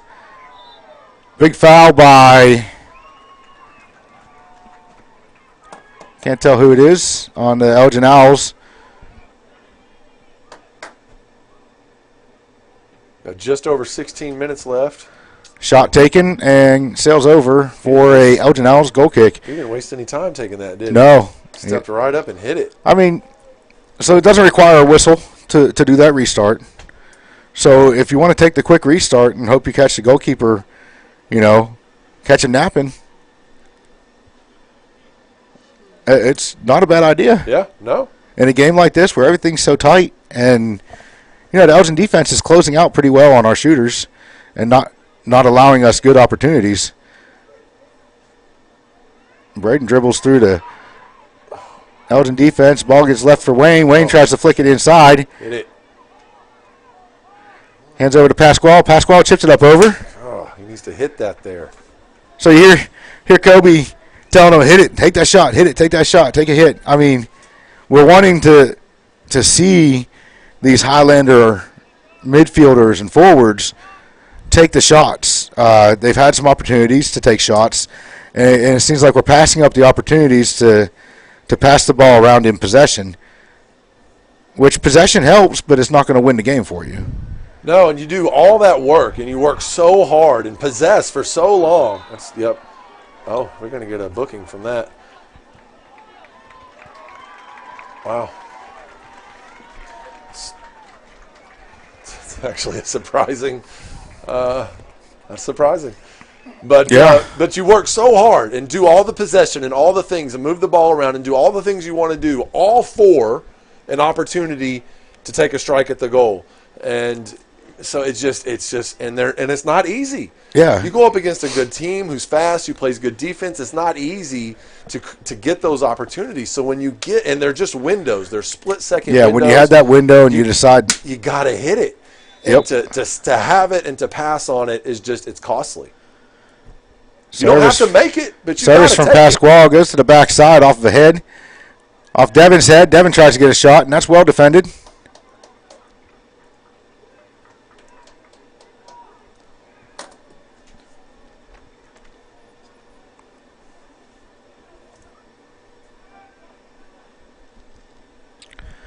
Got the long throw coming.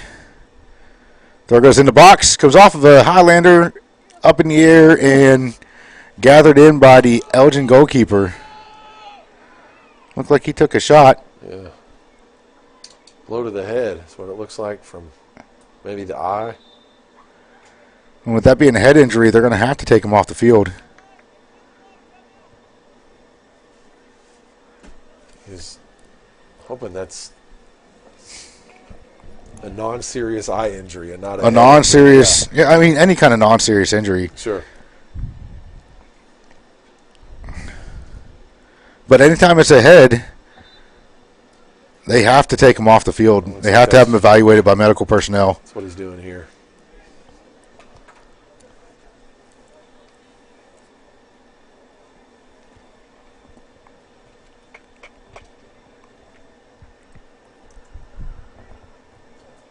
So we're going to find out who Elgin has as a backup goalkeeper here. I don't see any movement on the bench. I don't see anybody getting up, anybody getting ready. It doesn't appear that they're expecting to have to sub him. It's not. It shouldn't be an option. It's not an option. Not supposed to be an option. Well, at this point, whether it's a head injury or not, we've stopped the clock, so he has to come off for a play, right? Not necessarily. But with a head injury. If it's a head injury, that's a different situation. Yeah. But I don't know. I think he got hit in the eye, and I think that's what they're looking at. I'm trying not to talk over this. In the eye, head injury? No. What they were referring to head injury, concussion. Could you get a concussion from a hit to you? Depends on how hard it is, but yeah. Well, I know. I what you're saying, but you know.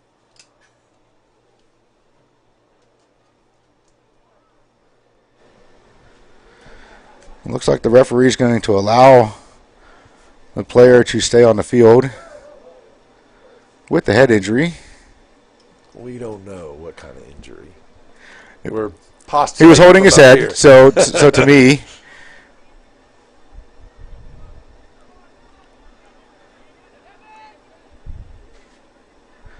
Good work by Devin once again on the defensive line there.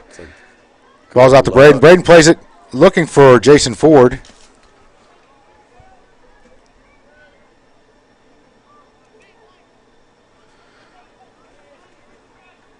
See what the young freshman Ben Jones has tonight working on Gabe Dittmeyer, an absolute monster of a player.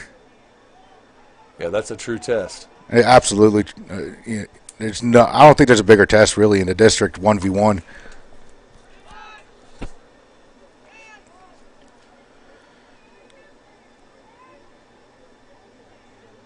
Dane's looking for an opportunity to create. Let's go, Matthew. Matthew on the wing there, looking to get the ball across. Can't quite get it across, but he does earn the MacArthur Highlanders a corner kick.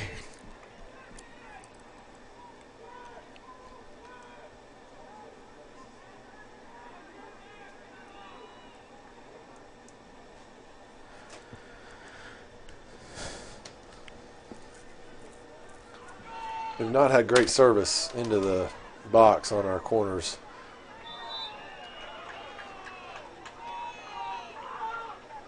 Looks like he's going to show another yellow card.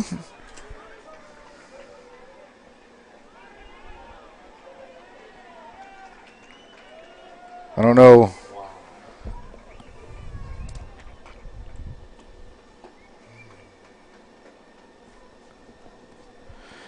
So Braden gets a drink break. Is that his second on the season? I don't think so. I think that's his first. Feels like two, but you are his dad, so I figure you probably know better than I do. I probably don't. I'll be honest. I think it's his first, but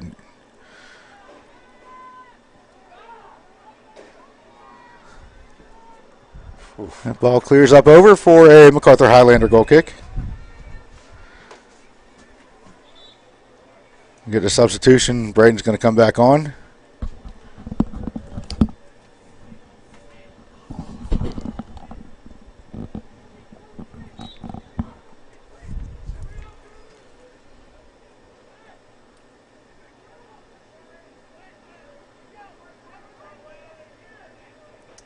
So we've got 11 minutes left. What are you, if it's your call to make, what are you doing right now? Are you making any changes? Are you persistent with what you've got out there and just hoping we get lucky? What's your thought process? Well, right now I'm trying to figure out why Boomer Nix isn't on the field. I didn't even notice he came off. Dang. And I don't see him on the bench. But I'm not wanting this game to go to penalty kicks with a backup goalkeeper. Oh gosh, no. He's done a great job, but He has. You don't want to put him in that situation. Absolutely. That's a great point. That's heck no. I'm telling my guys, when you get opportunities to shoot, you need to shoot. Because that's what we've had opportunities to shoot. We just haven't taken them. You know, Braden's on the wing over there. Yeah, we've passed on a bunch. Looking for a ball in. They get the ball in. And Dane's not allowed to jump. What's Dane upset about? I was looking at our roster. Held down by a defender.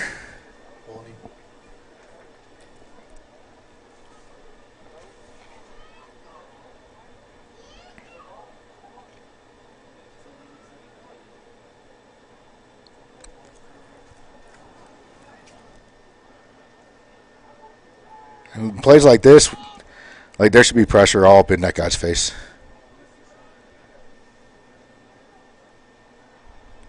Number one's a young freshman back there getting the ball. And that one goes to Pasquale in the box. Comes off of Kenneth Hillary's face on the block. Trying to get turned around again, getting the ball pushed towards goal. Well done by Pasquale there just to even have a chance. He just got beat up in there, though, too. Miguel steps up huge. And that ball is going to go out for a corner kick, I believe. Corner kick. Force that a bit. So it's going to be on this side. So Braden's going to serve it in, maybe. Yes. So let's see what service we get here. Did find Boomer. He is sitting down on the bench. Where? He's down like off the bench, actually, sitting on the ground. Oh, on the ground. Much better service into the box there on that corner.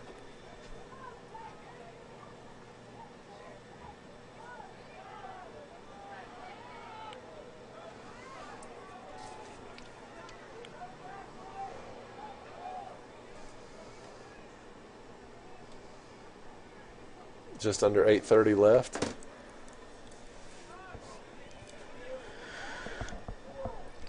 8 minutes in the ball game. It's a tight one, and you really want to see the Highlanders take advantage of their opportunities.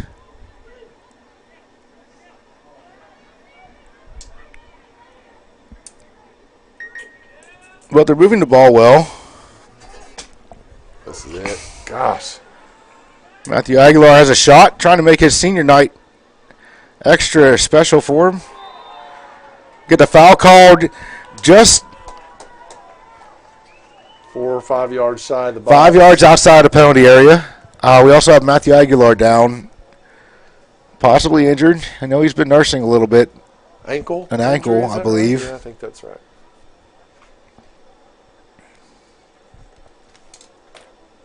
A little sportsmanship by a little the better Elgin Owls sportsmanship. Number 9 from the Elgin Owls, Brandon Balvans, going to scoop up Matthew Aguilar.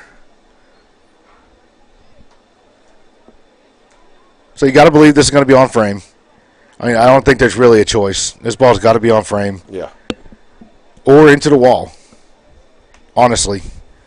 You know.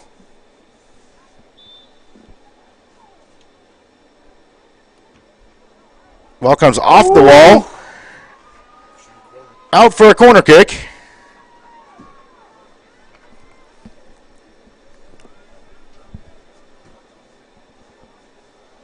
I liked a little bit of creativity there they did with the having A Jason step over. Ford fake the Try and get the wall to shift a little bit. exactly. That one misses all the Highlanders. And Matthew Aguilar is in a bad way over there.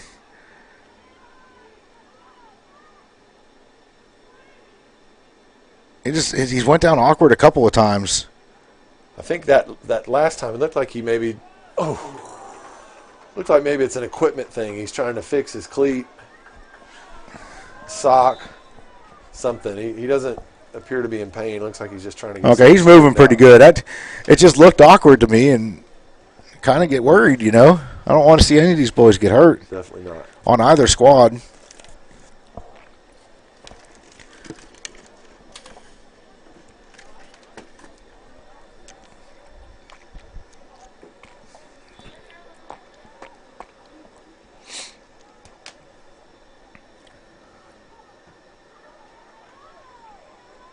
So in case you weren't tuning in earlier, there's a good ball into Pasquale. Just barely out of his reach. We, for all y'all viewing out there. All y'all? All y'all. MacArthur Highlander Soccer started last year broadcasting on the live feed from OSN. We want to thank the Oklahoma Sports Network for allowing us to get the sponsorship and do this. And then Lawton Marketing Group sponsoring as our title sponsor, and Crazy Cones and other folks last year. Just great sponsors, great community involvement with this. And we have actually surpassed every sport except for football in the number of views for our soccer matches. It's incredible. So to pass up basketball and all the sports that everybody watches, it's just. It's really, it helps us out when we come next year to the Oklahoma Sports Network and say we want soccer again, or another school says we want to do our soccer too. They can't really say no because soccer has a following. Right. We put our stamp in Lawton, Oklahoma, and OSN knows that soccer is here. So, those other schools, Elgin, Eisenhower, Lawton High, Cash, Duncan, that are in the area that want to have soccer on, it doesn't take a whole lot. It takes getting in touch with OSN, getting the sponsorship, and having someone to sit up here and talk about the kids and talk about the game and how the game's going, etc. And of course, like a A-plus cameraman like John Burke. So good luck finding another one of those guys. Yeah, they're hard to find. It's the hardest job up here, honestly. But like I was saying, we thank you all for tuning in when you tune in, whether you're watching live or coming back and watching it on demand from the app or on Facebook, YouTube, Roku TV. There's numerous ways to watch. It's really kind of cool to know that there's so many people that are interested in tuning in. So I'll be off my little soapbox there, but I just think it's cool. It is cool, and I think the point, or one of the points is that you watching matters, and it helps OSN know that it's a good call, that you can that soccer will be supported. Yeah, and that'll help OSN do more of this moving forward with not just with MAC but with other schools, like you said. Yeah, and I mean, there's even opportunities that if the Lawton Soccer Club has a big tournament and championship game or something like that, and they want a crew to come out and film it, talk about the plays or whatever, then that can happen. The opportunities are endless.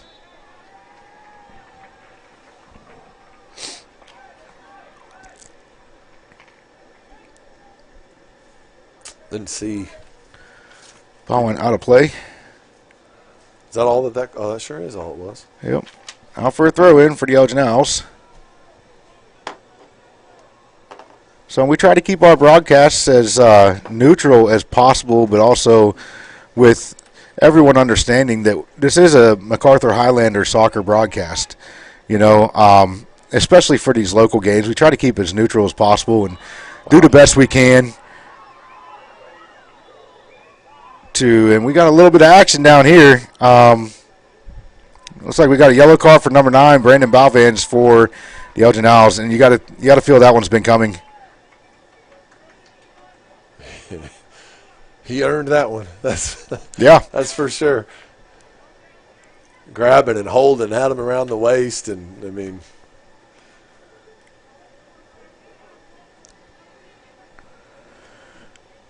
I like Brandon. He's a good kid. It's just the sportsmanship hasn't been there tonight, except for the one time he did help Matthew Aguilar up off the ground and stuff. That kind of sportsmanship has been there, but the kicking the ball away, the clapping in the face of the opponent when the foul gets called, and then that play there is just, like I said, I think that one's been coming. It's been mounting up to that happening. And it's all part of the game. That's nothing weird. It's not like he's doing something crazy or out of character for soccer. It's just, I think the most frustrating part is when those things happen and then you don't get the call for it. But, I mean, you'd rather not see it from your team or the opponent, but it's just part of the game. So is blowing the whistle and giving the call, though. Absolutely. And he did, to his credit. He did, and he got that time a card for it. That time he did.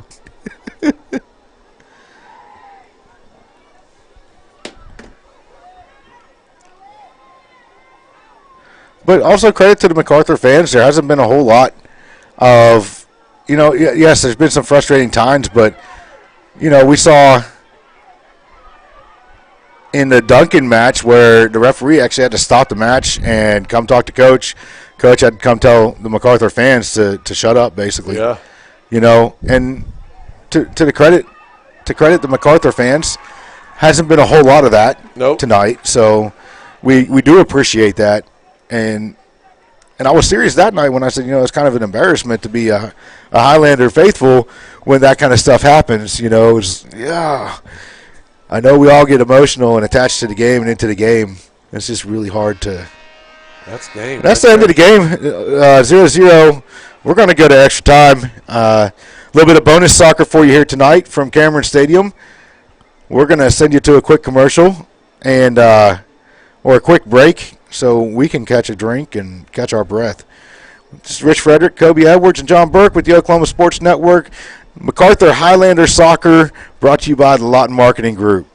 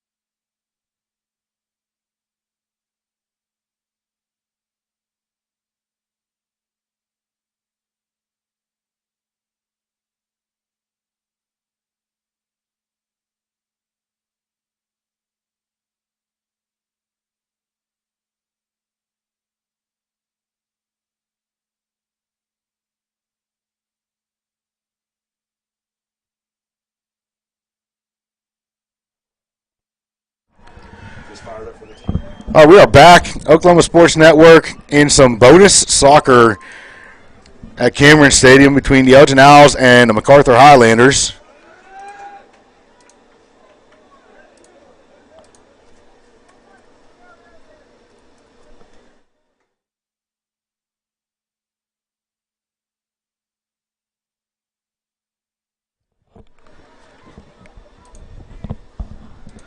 All right, extra time.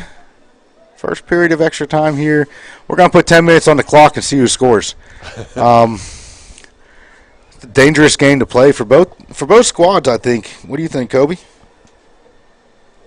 Man, yeah. I mean, it's just I think it's been close this entire match. It's been a really good match, back and forth. I think we've maintained possession almost exclusively, and that's been our approach, and that's where our attack has come from.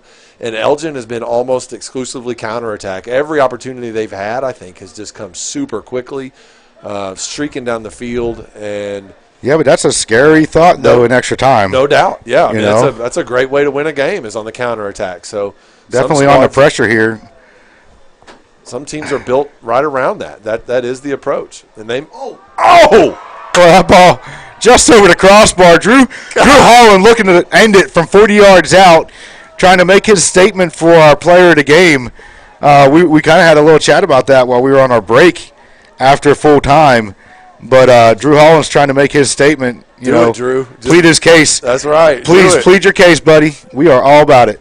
We are listening. So speaking of, we didn't announce a player of the game for the women's match. Crazy Cove's player of the game for the women's match, I think we all, ended up agreeing on Emma Huff. Absolutely. Just played an outstanding game at defense. And with the goal, extra time, putting the ball on his left foot and hammering it home, sending the Elgin Owls home to Elgin with a loss. Great job by the MacArthur Highlanders, and we could do without the running across the field to the Elgin Owls side of the field and pointing at them and waving. Really, that just ruined my excitement of the match and the win. Well, just pretend like you didn't see that, because everybody else is celebrating in a great way. I'm excited.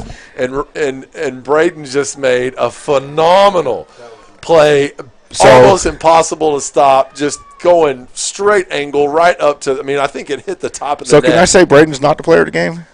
Huh? Can I say Braden is not the player of the game? Dude, I don't know. What are we supposed to do now? Crazy Cove's man of the match. I don't think anyone's going to disagree, really. Braden? No, he just won us the game. Braden Frederick with the game winner in extra time, a minute and 10 seconds into extra time.